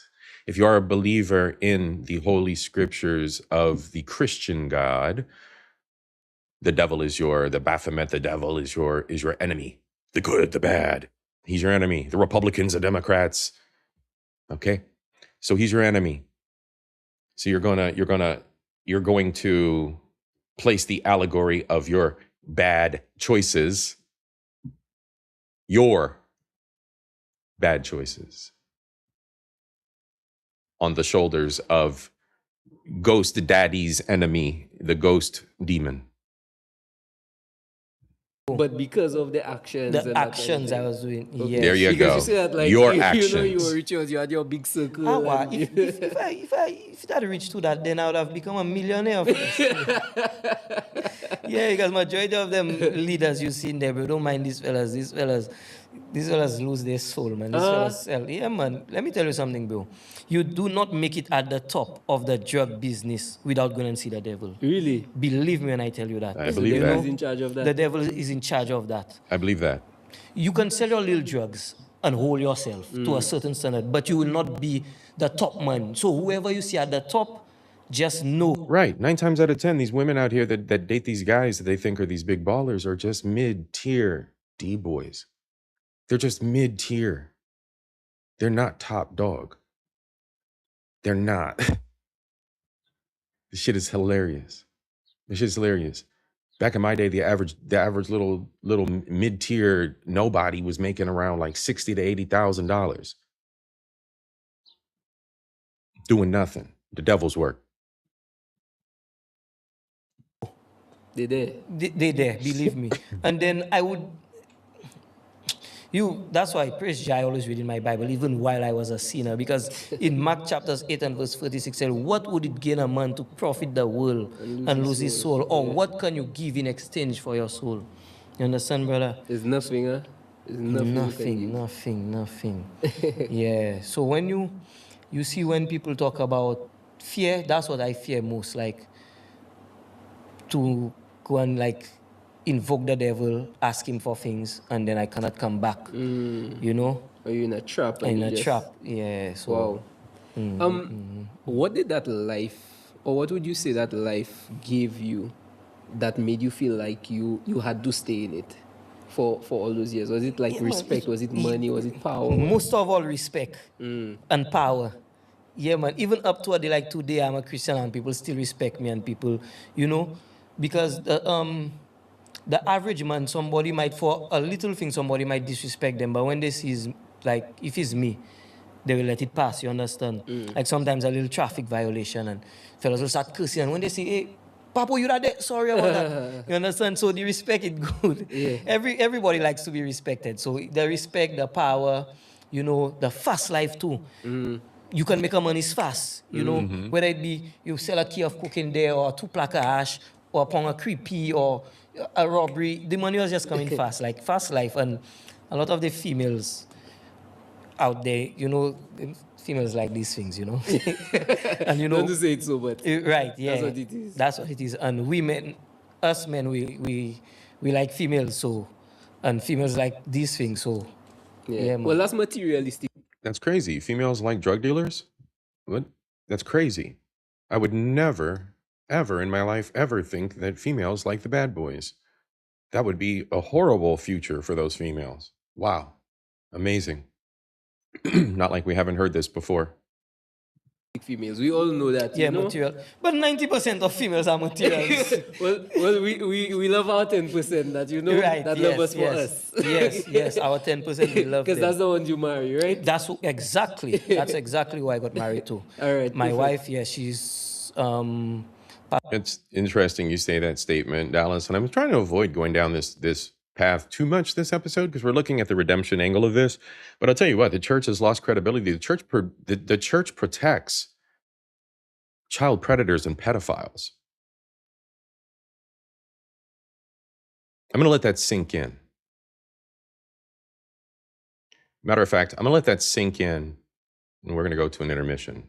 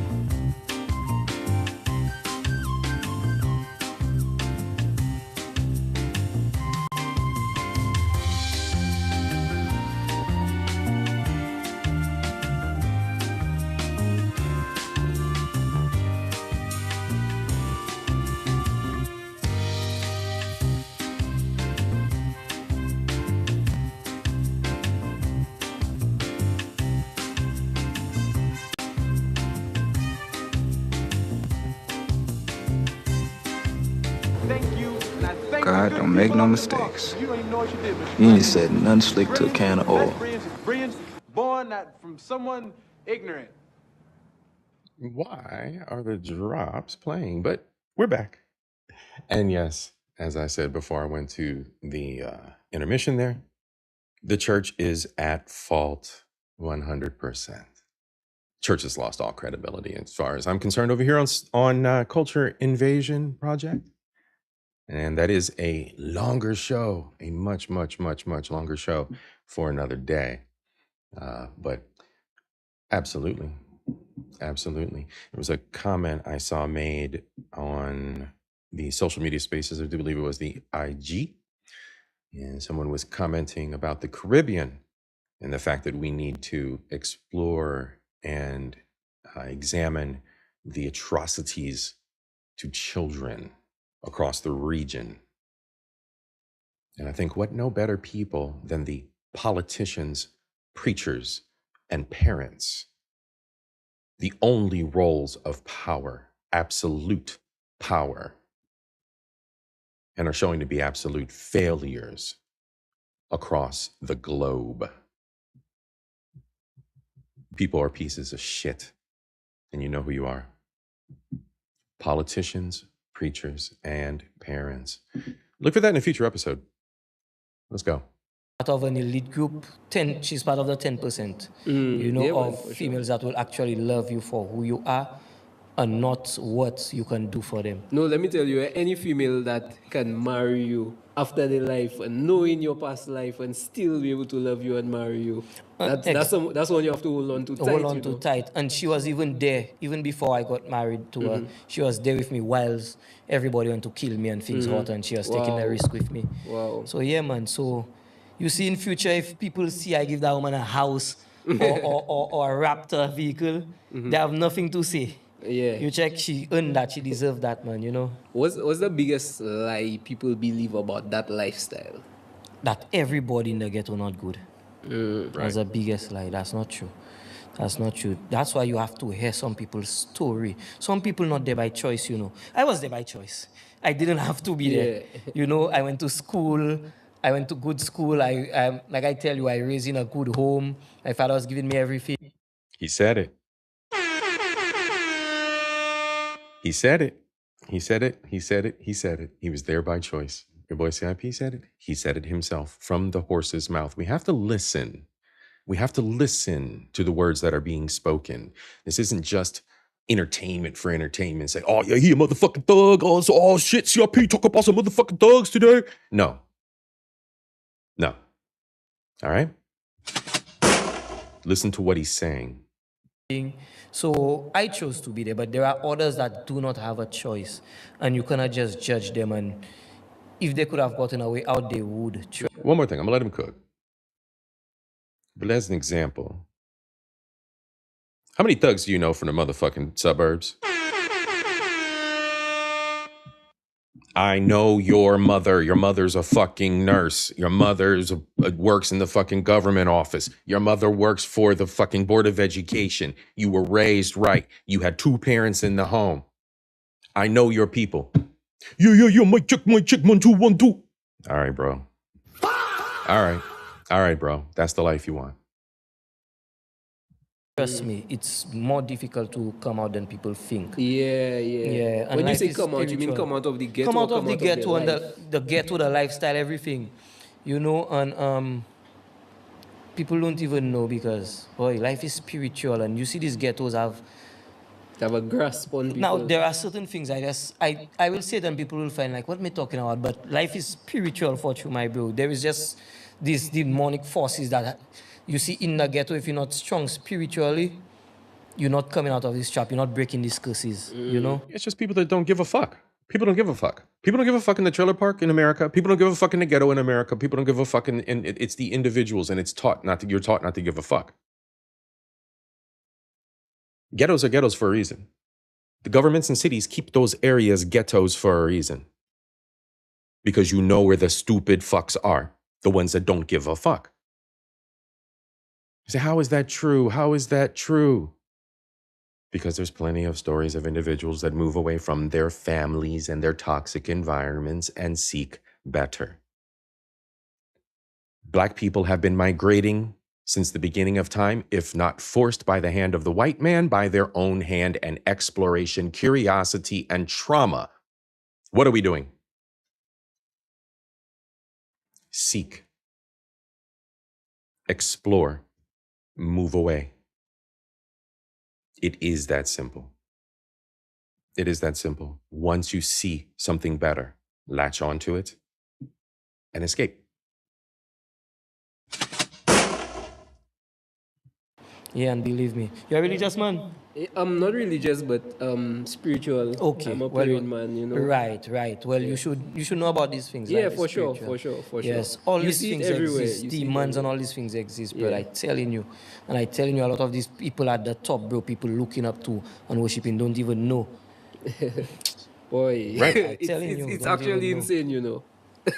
So, but yeah, so you would say that it's just the life, like people, because I know what percentage would you actually say of people are actually, let's say, bad in the ghetto? In the ghetto, I would even say it's a smaller percent than the people that are good. Thank you. I think the amount of people that are good is higher than the amount of people that are bad. No, I'll not say that. You not say that? I'll not say that. You really? I'll not say that. Let me tell you why I'll not say that. Okay. The hustles and scammers? Before I would say that. But you see, when you read in the Bible and when you religious, you realizing how filthy. And because, for example, before I would say like I was a good person, because yes, it's true I was doing crime, but I used to justify everything I do. I used to say, okay, sometimes them rich man, they're not giving the poor people nothing. So if my fellas go and rob them, and we come back and give the poor people in the ghetto thing, we'll watch it as a good deed. Right. So based on, so a lot of people will say, well, that's a good thing they're doing. But you see right now there, as I'm religious and I read in the Bible, I realize in Mark chapters 10, verse 18, written in red, Christ said, no one is good but the Father alone. So you see, so right now, my standard for good get higher. So not everybody will meet that requirement, to be honest. Yeah. Yes. Wow. So, yeah. Good even perspective. In the church too, Good perspective. What's the significance of written in red? You keep saying that. Jesus' word. Written in red is Jesus' word. Yes. Shit, now, I say I would have brought my Bible, but I forget it, yes. It's Jesus' word, you guys. The word of the prophet is highlighted so that you know that the prophet is then speaking, because the rest of the words written in black are human fucking interpretations written by people like you and me. Okay, in the Bible, the words are written in black. But you see everywhere Christ, like Jesus. You know, it's kind of fun. Okay, I'm not laughing, but I am laughing. I'm in the mid-hood too. You know what? Economically, realistically, yes, economically, you can say there's a definite bottleneck and struggle. Definitely, right? But our lives are complicated, can be simple or can be complicated. And adding layers add complications. By myself, layers I can add of complication are financial strain. I can overextend myself financially. Layers of complications I can add is getting in a relationship. I now have another person to account for and to hang out with. Layers of complication are getting that woman pregnant and bringing a child into this world. I now have two other individuals to be concerned about and have complicated my situation. I'm now learning to trim complications. I'm reducing my involvement locally with people. I'm reducing my involvement with volunteer efforts. I'm reducing how I extend myself so that I can get the fuck out of the hood. Let's go. Just trying to help you out, all right? So we all have things that make us comfortable in, I can't leave the parents, I can't leave the family, I can't leave the city, I can't leave my job. So there are things that tie us, the ties that bind, but then there are some that are unhealthy that restrict us from growing. Bars. Message. Jesus' words are in red. Okay. So that's very important. That's actual Jesus words came from his mouth. Yes, those words are written in What's your red. religion? I'm a Christian, but denomination is Seventh-day Adventist. Oh, 7-day, okay. Yes. So All right. Jesus, so anytime you open a Bible and you see red words, take it serious. That's Jesus himself Jesus speaking to you. Yes. Okay. At any point, did you actually enjoy what you did? In the ghetto? Yeah. Yeah, man, that was a sweet life. That was a sweet life, bro. Making money fast, sexless women, and damn it. You know, you feed in your flesh. That's what the flesh wants. The flesh like the smoke and the drinking, feeling good, music done. Sins of the flesh. The flesh love these kind of things. When you pull up, you have 50 fellas behind you and everybody watching and everybody saying, look fancy and you're feeling good, you're feeling macho. Yeah, man. What did a day look like for you? What did a full day look like from the time you wake up to go and sleep? Every day Ramon's drinking and music and, you know, it's either if we go and do a mission to make our money and come back in the ghetto and right through music and females and male and dummy, no playing and food cooking and partying and... Woman and a woman and a woman and a rum and a woman and a rum. Yeah, that's basically all we did. Let's talk about this shot busting because that's what I tired of the fellas.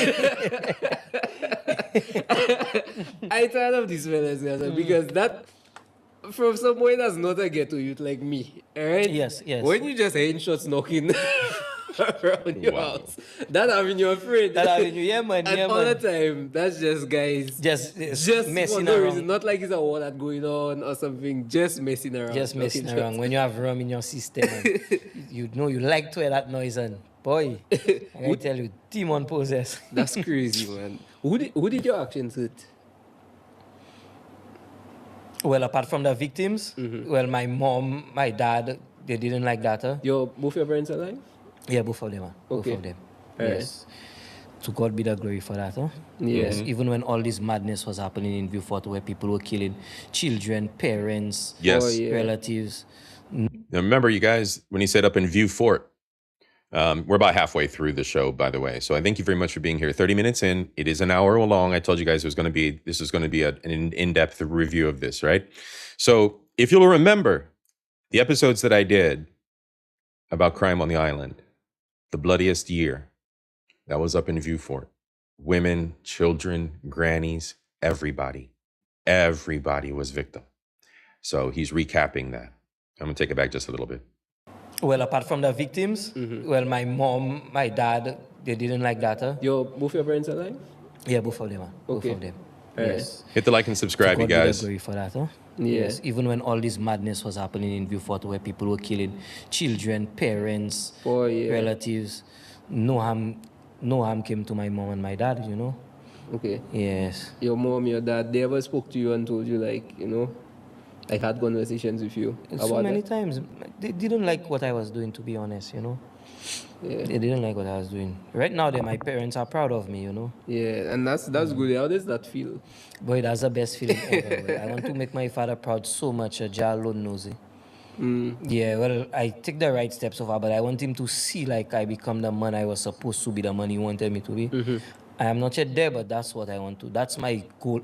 Well, apart from worshiping God and wanting to teach the gospel, my second goal is to just make my father proud. Nice. If someone you love... And that's one thing that should stick with most men, is that you are going to evolve into a better man than your father was. You know, a lot of us, a lot of people in social spaces and a lot of people who are opposition to us, men and women, often throw verbiage around to one another. Insults, attacks. You have mama issues. You have daddy issues. Men say it to women, women say it to men all the time, in whatever form. Honest truth being, our parents are at fault 100%. Both of them. Both of them. Both of them. Message. But what we have to remember is that we are going to be better than them. Damn their mistakes. Damn their errors. Damn the fact that they claim they did not know and were going into this for the first time, where throughout history, fucking humans have been breeding and building for centuries. 2026, my friends, my listeners, my family. 2026. No more bullshit. Okay? Okay? No more bullshit. Affected or was a victim of somebody like past you, like the past you. How do you feel? But it happened many times, eh? Really? Yeah, man. I've lost in that gang. You see, that war that was going on before. I've lost 4 family members and a lot of close friends. Imagine shit. If I remember, I'd bring the file sheet. I actually wrote down the names of all my loved ones I've lost, including 4 family members. And when I say family members, like my auntie and uncle children, first cousins. You know, so yeah, so I know what it feels like to grieve and, you know, to feel pain. And do they blame you? My family? Yeah, for, I guess, losing your relatives. Do they blame you for that? Maybe, but they never tell it to me in my face. But I believe some of them. Yeah, maybe some of them. If they were to tell it to your face now, how would you feel?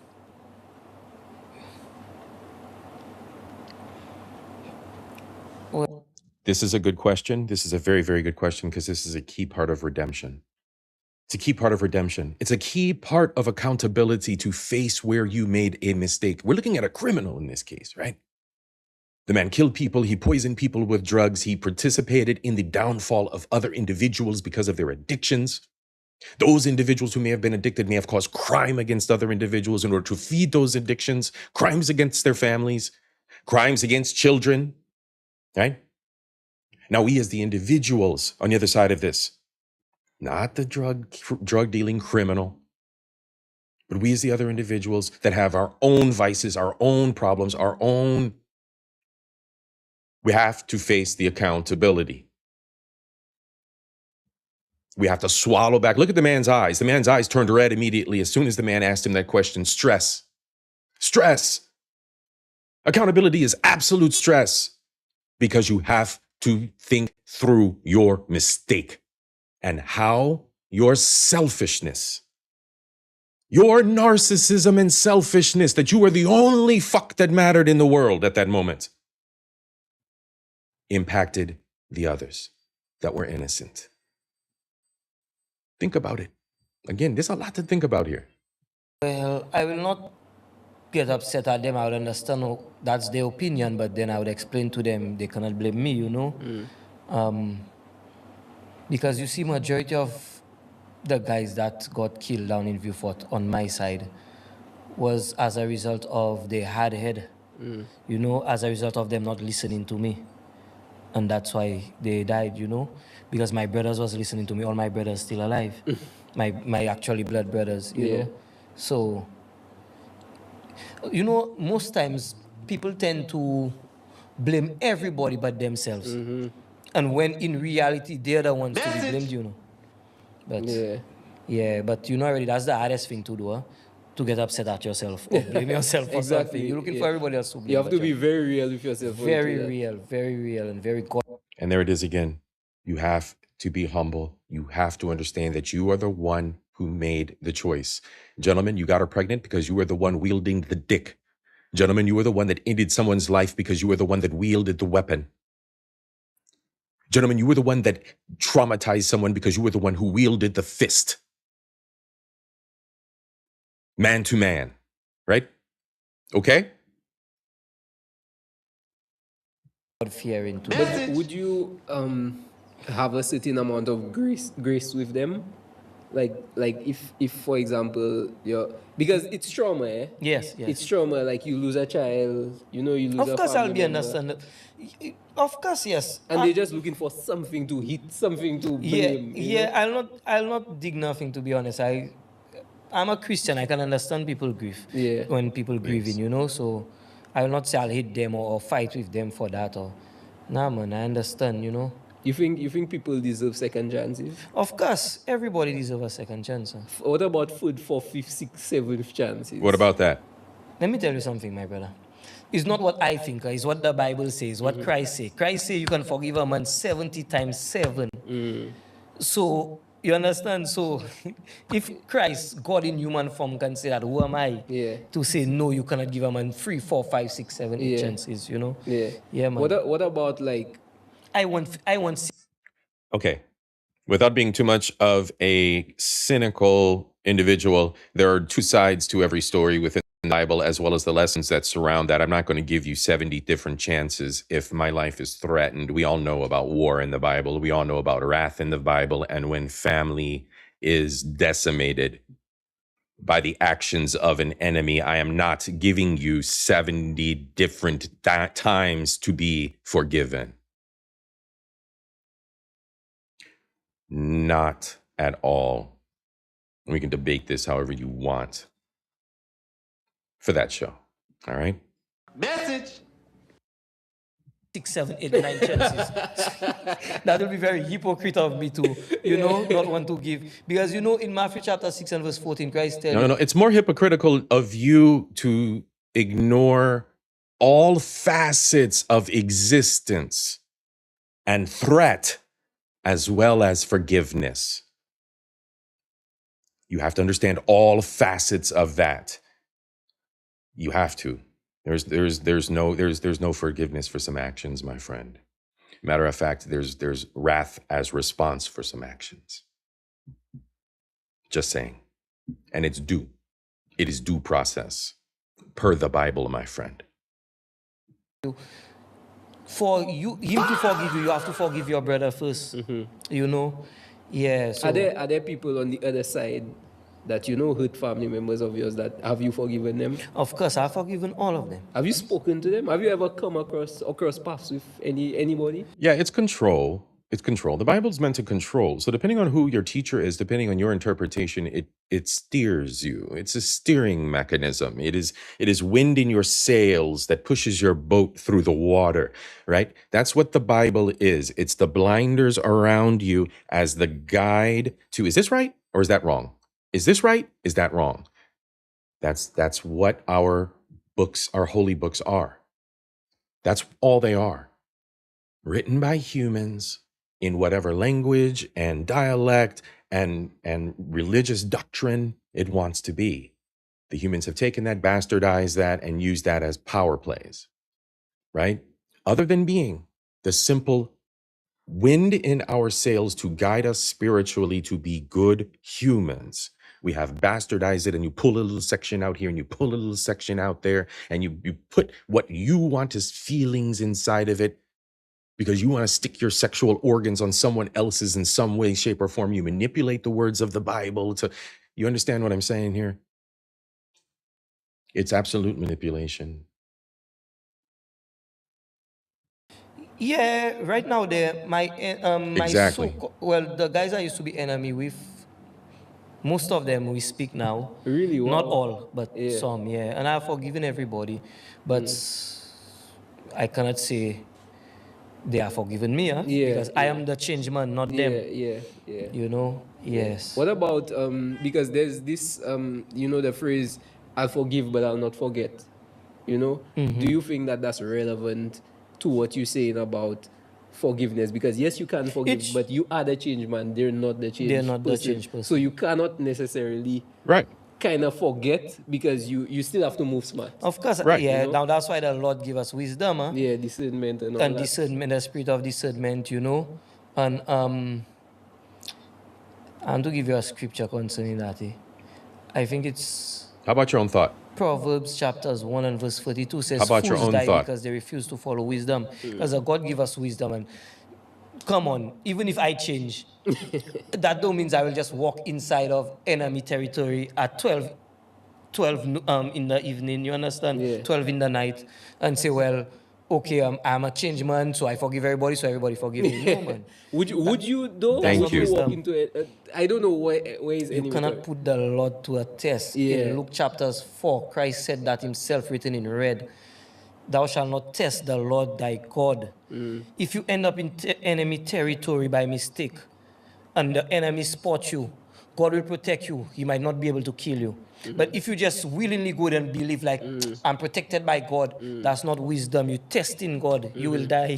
Okay. You check. You will die. Yes, for sure you will die. Guaranteed. Do you think that anything would cause you to get back into, would ever be able to cause you to get back into that life, whether that be through anger, through desperation, through anything? Would you feel, even if it's not as bad as what you were doing before, but get back into that life in some way? God forbid. And in Jesus' name, I never want that to happen. But that's why I always tell my wife, be mindful of what she does, because sometimes she believe like she's married to me, and like maybe somebody come and send up themselves on her for to. I tell her, not everybody that speak, ignore people. Right. Because somebody might do me something and I might leave that. But then you do my wife something, I might not leave it. I might not leave it, I might trip, because in 1 Corinthians chapters 11 and verses 3 says, for the head of every man is Christ, and the head of Christ is God, but the head of every woman is the man. So I am the head, Christ is the head of me, right? So I pray to Christ for protection and to protect me and to guide me. But now I am the one who's supposed to guard and protect my wife, because I am the head of the wife. You understand? So, bro, you can come and maybe you might give me a slap in my face, I might turn the other cheek, but you do not slap my wife, you do not speak to my wife. You don't. When I mean speak, not that's a man's job to try and roll on a woman, not that I mean like in an abusive way. Right, you do. It's also the woman's space to maintain herself, so the man is never put in a position where he has to become the worst of himself and war with another man. I talked about that earlier. We don't do that. You never buck up on a man as a woman and expect another man to be there to protect you. 9 times out of 10, there will be a war and someone will lose their life.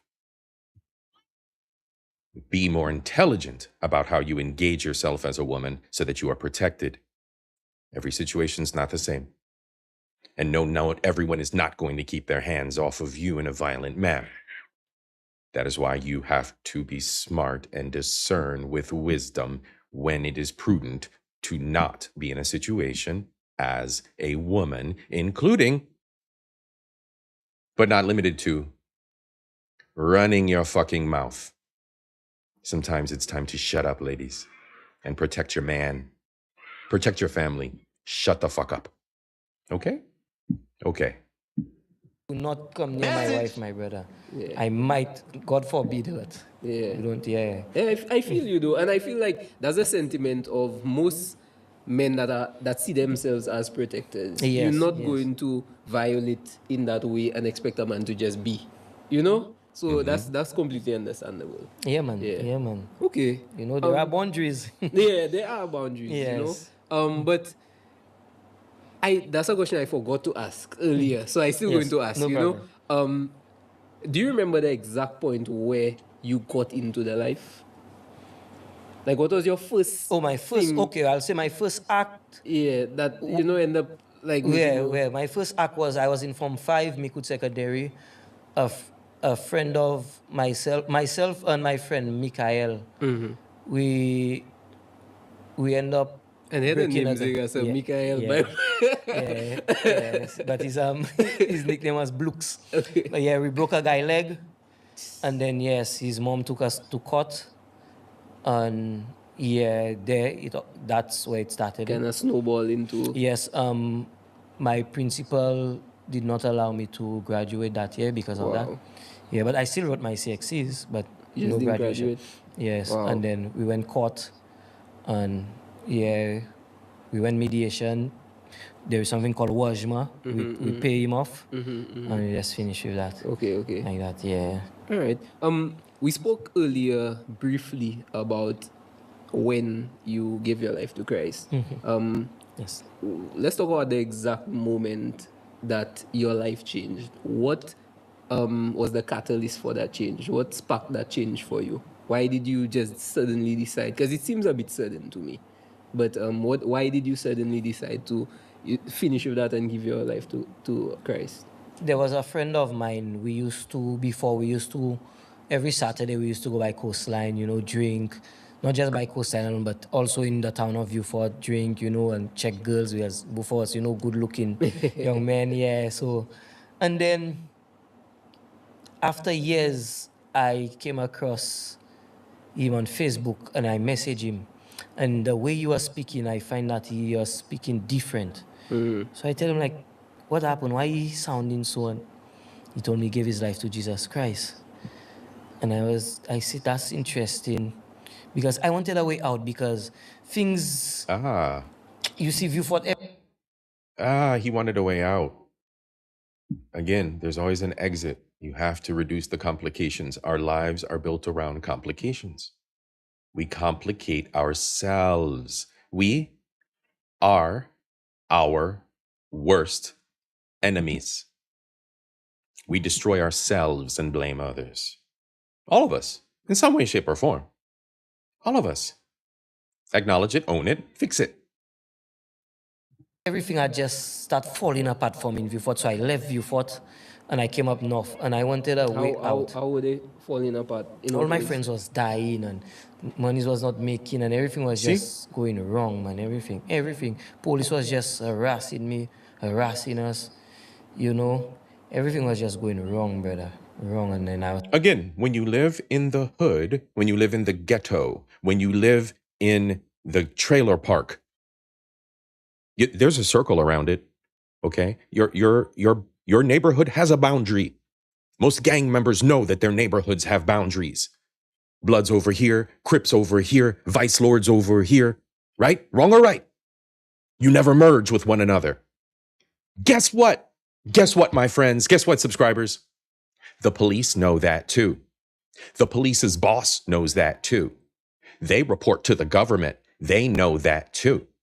Areas of the ghetto have walls around them for a reason.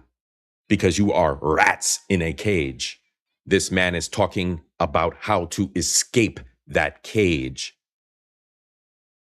Pay attention, folks.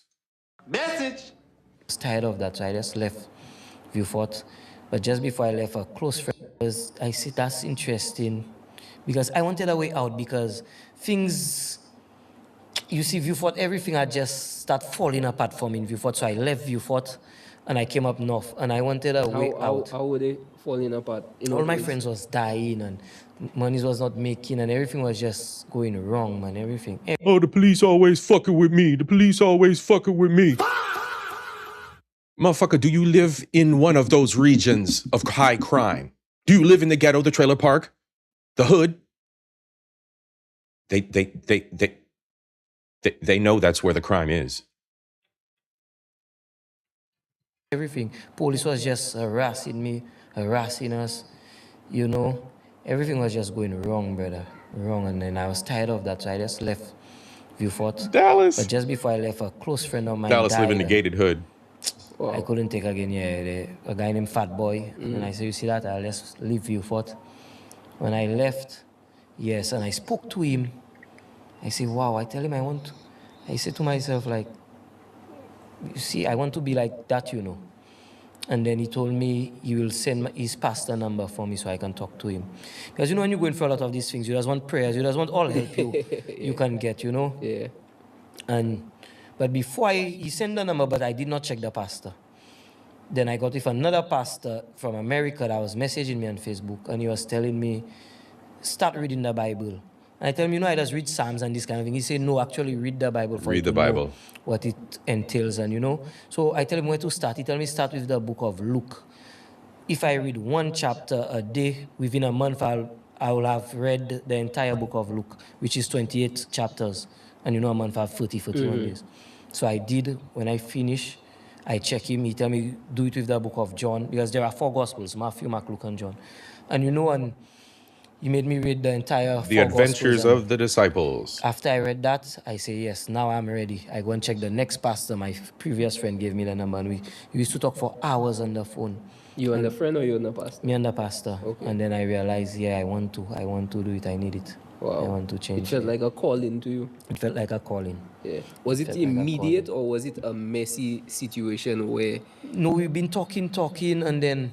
No, even like I'm talking about like the life, because you can just I don't know how it is. So I don't know if it was a case where you just finish with that, or was it a thing where, like, you had to plead, you had to plead. No, man.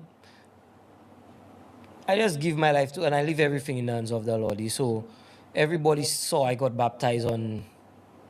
It was all over because there was a recording of it, and it was all over. Everybody know I changed, and certain fellas will still talk shit. He baptized, and not that will save him and this and that. And I didn't care. I never went and looked for people and tell them, well, I changed my. And see, I won't say that, right? Again, I said I have bias. And I said that I don't have faith in other humans' ability to change. I will watch you for the long term. I will watch you for the long term. Because all too often, and we're going to talk about this in an episode next week, but all too often we wear masks and we use the Christianity and Judaism and Buddhism and any other religion as a mask, as a part of our play, as a part to manipulate others. So I will watch you. Like I said at the beginning of this interview, I haven't followed up on his current path in life. A lot of times people are in social media. So a lot of times people have their Instagrams. A lot of times people are in the media, in the news. Maybe he started a program to help youth that were like him, that are like him. Maybe there are other avenues that he's gone to spread the word, to share and outreach, to change others around him, right? Like the naysayers that said, oh, you ain't going to change. Maybe he's going to prove to himself and to others that he will remain steadfast in this journey, right? So I'm not saying that people can't change. I'm saying that I don't have faith in you, the individual, until I see that you are doing what you say you are going to do and you stand on your square as an evolved human being. And again, that's not after the 70 times you fucked me over. It's a fool me once, fool me twice situation with C.I.P. Fool me once, fool me twice. And that's all we get as an experience as humans together. I cut you off, right? There's no forgiveness beyond that. So you take your path, your 70 times of getting fucked over by individuals, beating you down your entire life because you want to remain steadfast. Some bullshit, when in fact you should declare war and love yourself first. All right. Enough soapbox, let's go. My life, sorry for what I've done to you all. Although that wouldn't be a bad thing, but then these people don't want to hear that. Yeah. The time will come when I will come and do that. I will apologize to certain people, and but you will know when the time is right. Because a lot of people do not want to hear sorry and this kind of thing. But in the book of Psalms, I think it's chapters 100, and I can't remember the exact verse, where the Lord told David to sit at his right hand, and his enemies will become his footstool. So, I just leave everything in the hands of the Lord, I know there are people for sure who don't believe that you've changed. If it were the other way around, if you were still in the life and somebody had changed, somebody, let's say another boss was baptized or whatever. Yeah, man. Not believe, not just believe. If, let's say, the person came to you past friends, yes, not you now. I know. Would you want to hear that though? Yes. After you've lost people by that person. Well, a past friend, maybe no, because remember, I'm not a Christian at the time. So maybe I not want to hear that. That's why I know they would not want to hear it, because I was in their situation. What would you do though? Well, it depends on what the person did to me. Would you want to try to get them back? Okay, to be honest, when I was a gangster, you wouldn't kill my mother and come and tell me you change. Nah, man, for sure. Not even sure. as a man that not a gangster. you check. So you check. So yeah, but thank God I never kill nobody mother. I never kill nobody child. To say like baby and things like that. Because there are things people that's unforgivable for certain people. For example, like their lines. For example, yes, okay, you kill somebody's child, but then the child was a bad boy to killing people. So then they will hate you, but then people can understand that bad boys killing bad boys. But then if you kill somebody grandmother or like, we'll forgive you for that. Yeah. But pretty sure when all this madness was going on, I had already left you for it. Right. Yeah. Pray God for true. When all this and people even harming the innocent. Yeah. Yeah. Do you still now battle with certain instincts that you had in the past? Yeah. Like certain impulses, like Yes. I don't sleep at any little thing waking me up. Yeah. I'll not sleep with my window open. Like, certain things. Yeah, man. Always. Yeah. Do you think it just come natural? Yeah. At this point, At this point. So not to say like is my mind on it. It's just a natural. I have lived for so long. It just come natural. Right. About how long were you in that life? Were you living so? Okay, from like I tell you, the first time when I broke the guy leg, I was 17. That was 2011. Up until 2023, up until I get baptized. So like 12 years. 12 years, yeah. And that's how long I had my locks. Also, 12 years. 12 years. Yes. You think? Let me ask you a question. Well, almost 12. If I still had it, would have been 12, but 11 and maybe 10 months, 11, 8 months around that. Yeah. Let me ask you a question. I know there are certain things that people say, and they say that your hair holds your trauma. So that's why you see, and I'm not trying to stereotype or anything, but that's why you see when women go for things, first thing they do is cut in the hair. And I had the hair too. Oh, you had hair too? Yeah, man, I had long hair. Yeah, man. Yes. And I lost a friend during that time. And like when I was cutting my hair, for some reason I was getting emotional, and he was the first person that popped in my mind while I was cutting my hair.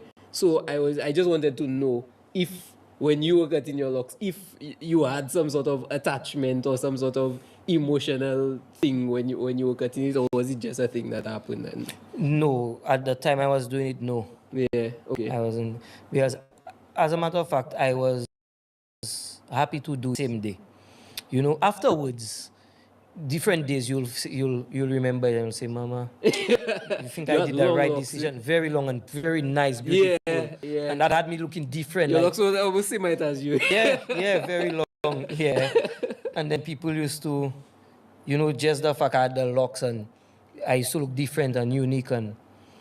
But now, but it is what it is. I did it for God and, for religion. So yeah. Okay. Why choose? Let's switch gears a little bit. Why choose business? Like moving from the life. Why choose owning a business as opposed to working for somebody? Yeah, see my face. Tattoos on my face, and people know my background, and right. So it's almost like you don't have a choice. It's almost like I don't have a choice. Although there are still people, just because of different links, and that would hire me. Because there's a lot of people that just want to be my friend because of what they know, friends, and yeah.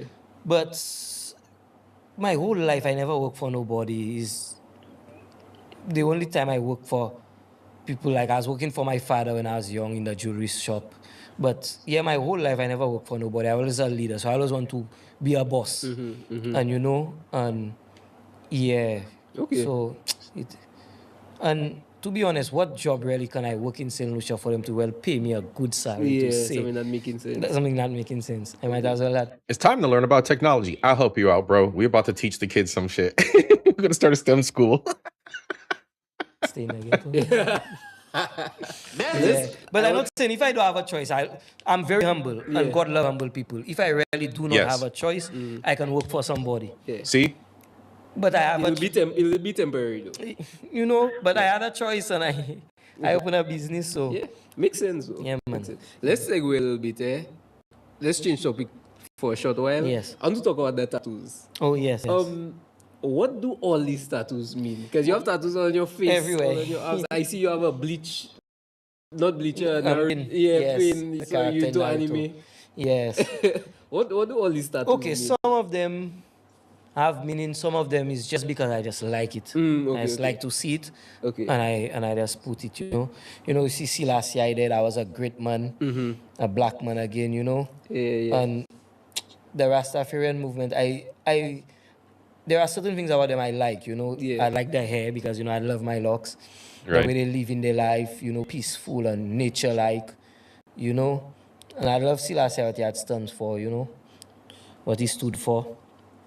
And, well, that's the great shepherd. That's my Lord and Savior, Jesus Christ, That's the person I want to be like. That's God in human flesh, in human form.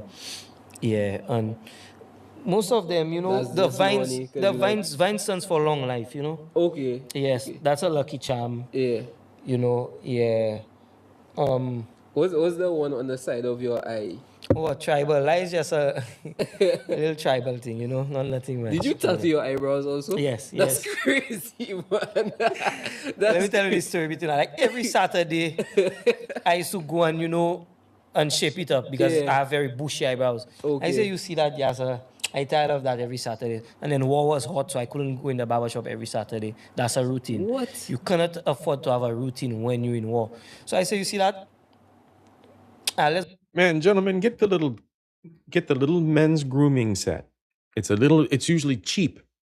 A little black plastic set. You open it up. It's got little tweezers, little scissors in it. It's got a nail clipper and it's got a toenail clipper. You can get the very, very, very basic set cheap with the little pair of scissors.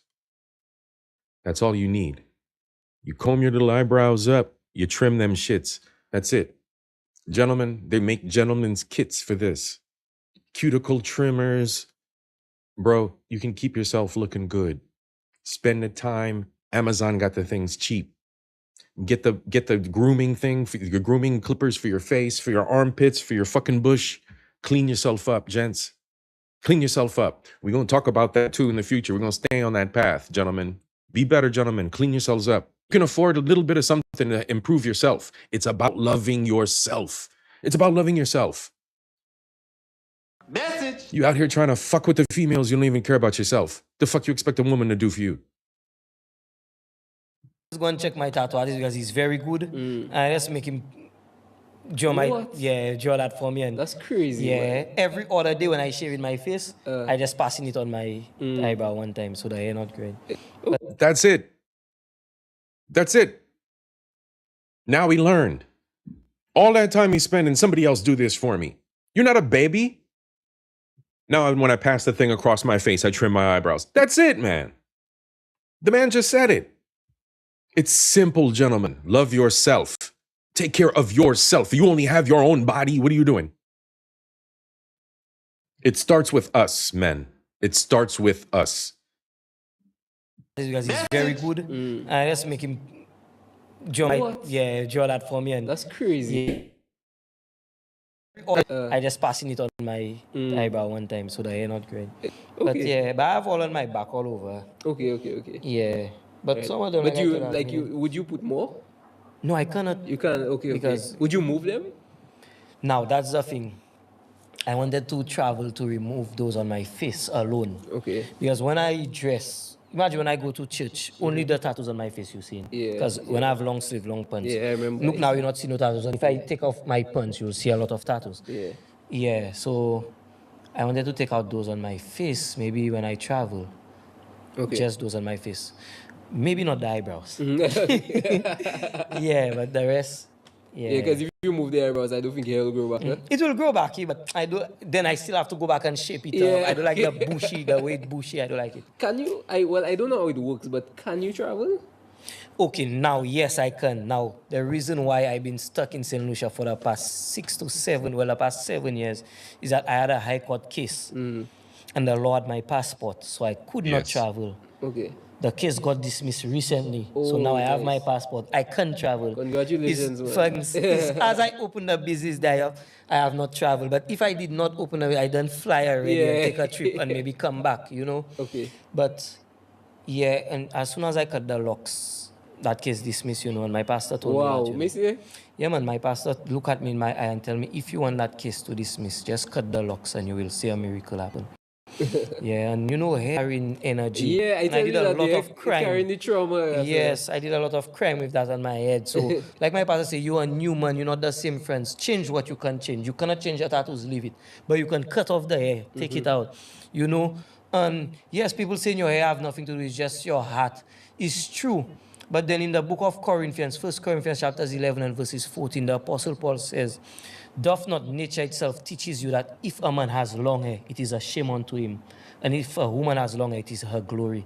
In other words, long hair is for women. Short hair is for men. Okay, You understand? When you have long hair, you look feminine, especially me. Because Again, a book written by humans based on their feelings around a prophet. That's it. Human feelings. I need, call me a prophet for my feelings and opinions. What are we doing? at that time, I was not gymming, so I was not Excuse me. And the hair. So you're already looking a little bit pretty. Right. So everybody saying you look like your mother.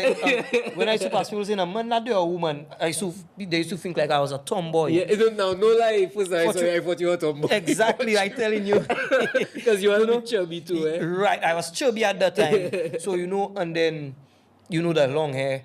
But now I'm more masculine, I cut for the hair, sure. and now I build strong. muscle. You get strong, Right. Yeah. Because let me tell you, certain foods we eat does boost our estrogen. Yes. And certain foods we eat does boost our testosterone. Now, I was just eating a lot of junks and sugar, so that was boosting my estrogen. So I had the round girl face, the more, more fat. So, but now there's more, muscle and stuff. Yeah. All right. So, Nice. yeah, man. Let's get back to what we were talking about. We were talking about business and stuff. So yeah, you have your own business. You want to talk about your business a little bit? Yeah, we can talk about it. What do you do? What's the name? What's the business about? F&J Pawn and Quick Loan Enterprise. Yes, so what it is, it's like a pawn shop. I think that's the first one in St. Lucia. St. Lucia needed something like that, Yeah, for sure. For sure, yes, because there are a lot of people that want small loans, they need quick cash, but then to go and face the bank is too much tralala, like job letter and all this and that, Sometimes you still don't get it. Sometimes you still don't get it. But with me, you can get it now for now, any amount you want. It's just that you must just... And what we'll do is we're going to round this out at the end of this piece about his business, and we're going to end it there. But this is very interesting that he saw a segment on the island that needed to be filled to service the public, right? Now, I think that he should have been somewhat more motivational, and maybe he does that in his spare time, like I said before, to help the youth keep their minds right. And very similar to the gentleman at the beginning of this episode, the gentleman that went through the bad romance, needed someone to talk to at that moment in time. That very moment, he was going through his own stress, he was going through his own mental machinations, his own crash out, and he is a man. He is a man. So he is going to have strength, energy, and anger behind that disappointment, right?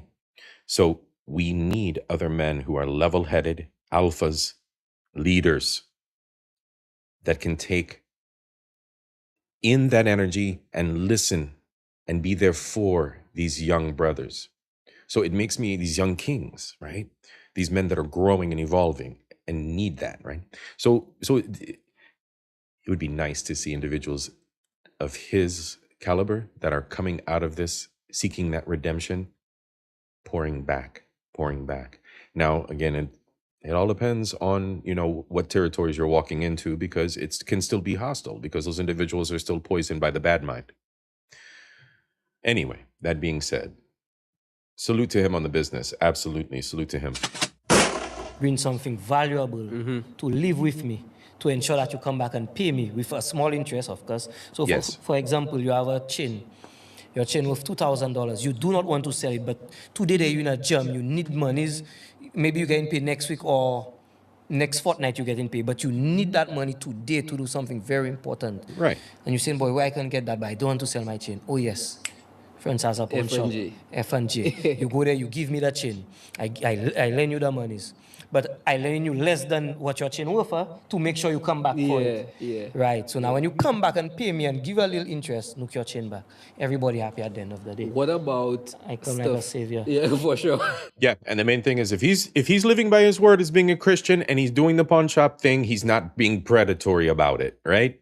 He has an exchange. He has to make money. He has an exchange, a fair interest rate, but he's not being predatory about it, right?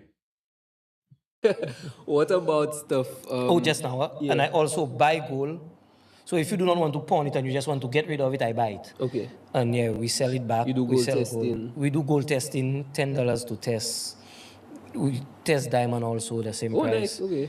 Yeah. Right. So, and we also sell things because certain stuff people will not come back for. We have to put it first. No, that's what I was coming to say. What about, like, let's say I just want to get rid of something that's used. So let's say I have a sneaker there, that kind of thing. Would you all sell that? Now, okay. Now we don't. Speaking of which, we have sneakers they're selling currently, but that's new sneakers. Mm-hmm. We got it on a good deal, so we're selling it. But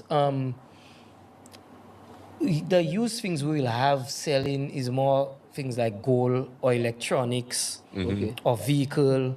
But you're not going to pawn a used shoe. Yeah. I just want to know how far you go because we do gold. Because let's say used clothing items are more for goodwill, right? Let's say I have a perfume. That's not something I put in on me per se. Yeah. But let's say I do like the perfume, I spray it 3-4 times and I think. Okay, let me just tell you. Gold, electronics, vehicles, and property. Okay. Yes, so just that. So you might get me selling a laptop or a TV or a phone, you know, or jewelry, right? Or maybe a motorcycle or a vehicle, if persons do not come back for it, okay, or even a house or land, you know, yeah. All right. Okay, but yeah, I just wanted to give your business a advertisement. Thanks for that. Yes, ladies and gentlemen, and we're going to end it on that as the interview pretty much rounds out. But we covered the majority of the topic of redemption and this path that this man experienced and the journey that he took, right? So from romance, bad romance, to redemption. That was the topic of Soca Sunday. What do you guys think? Thank you for being here today.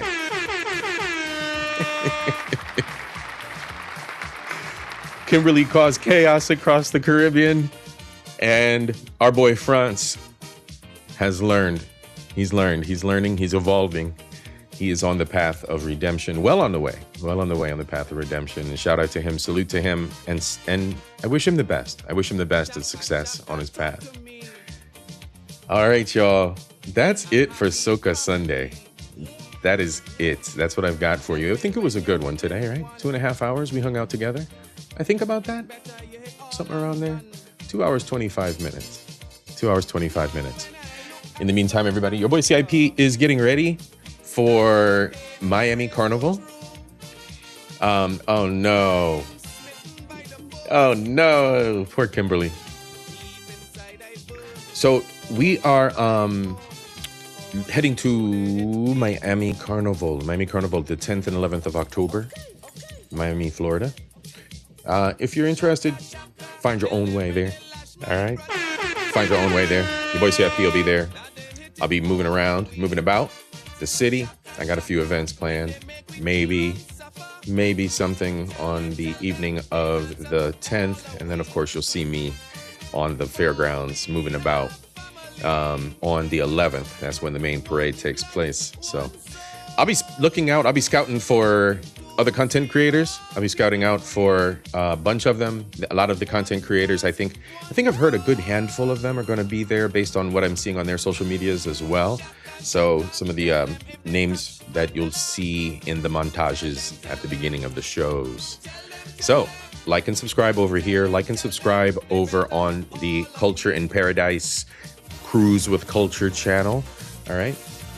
Both those channels will have the broadcasts, and we'll constantly be streaming the Soca Sundays over there on both channels. And of course, Cat and Pancho. Like and subscribe over on Cat and Pancho for the video games. Even if you don't like video games, just subscribe. just subscribe to the channel so it keeps me in the algorithm, so I get my numbers up over there. I appreciate that, right? It's free. Subscriptions are free. They cost you nothing. Likes cost you nothing. They're free as well. Hit the like button, hit the dislike button. It doesn't matter either way. The conflict and the discourse all creates good vibes around my channel. So I do appreciate that. He says, so let's see what y'all talking about here. He says, F Miami. We'll see if you show or don't show, Mr. JP. See what you think about Miami when you're down there. Yes, it's the positive vibes. The more positive vibes are over on the Culture in Paradise, the Cruise with Culture channel. I try to keep away from the social commentary, all that stuff from that channel. I try to isolate it from all that. So I keep the social commentary over here. When I'm not doing the Soca Sundays, you'll see me popping up doing social commentary shows, tech shows, reacts, a little bit of reacts here or there, interrelational, and then of course the eugenics side of things and the way that my perspective is on the way that the Black community needs reform. So Black American Western community, the other side of my life, right? 1 foot in, 1 foot out, the United States, lost son of the island, tether, half-breed, whatever you want to call me, ladies and gentlemen. It's your boy C.I.P, aka Etienne.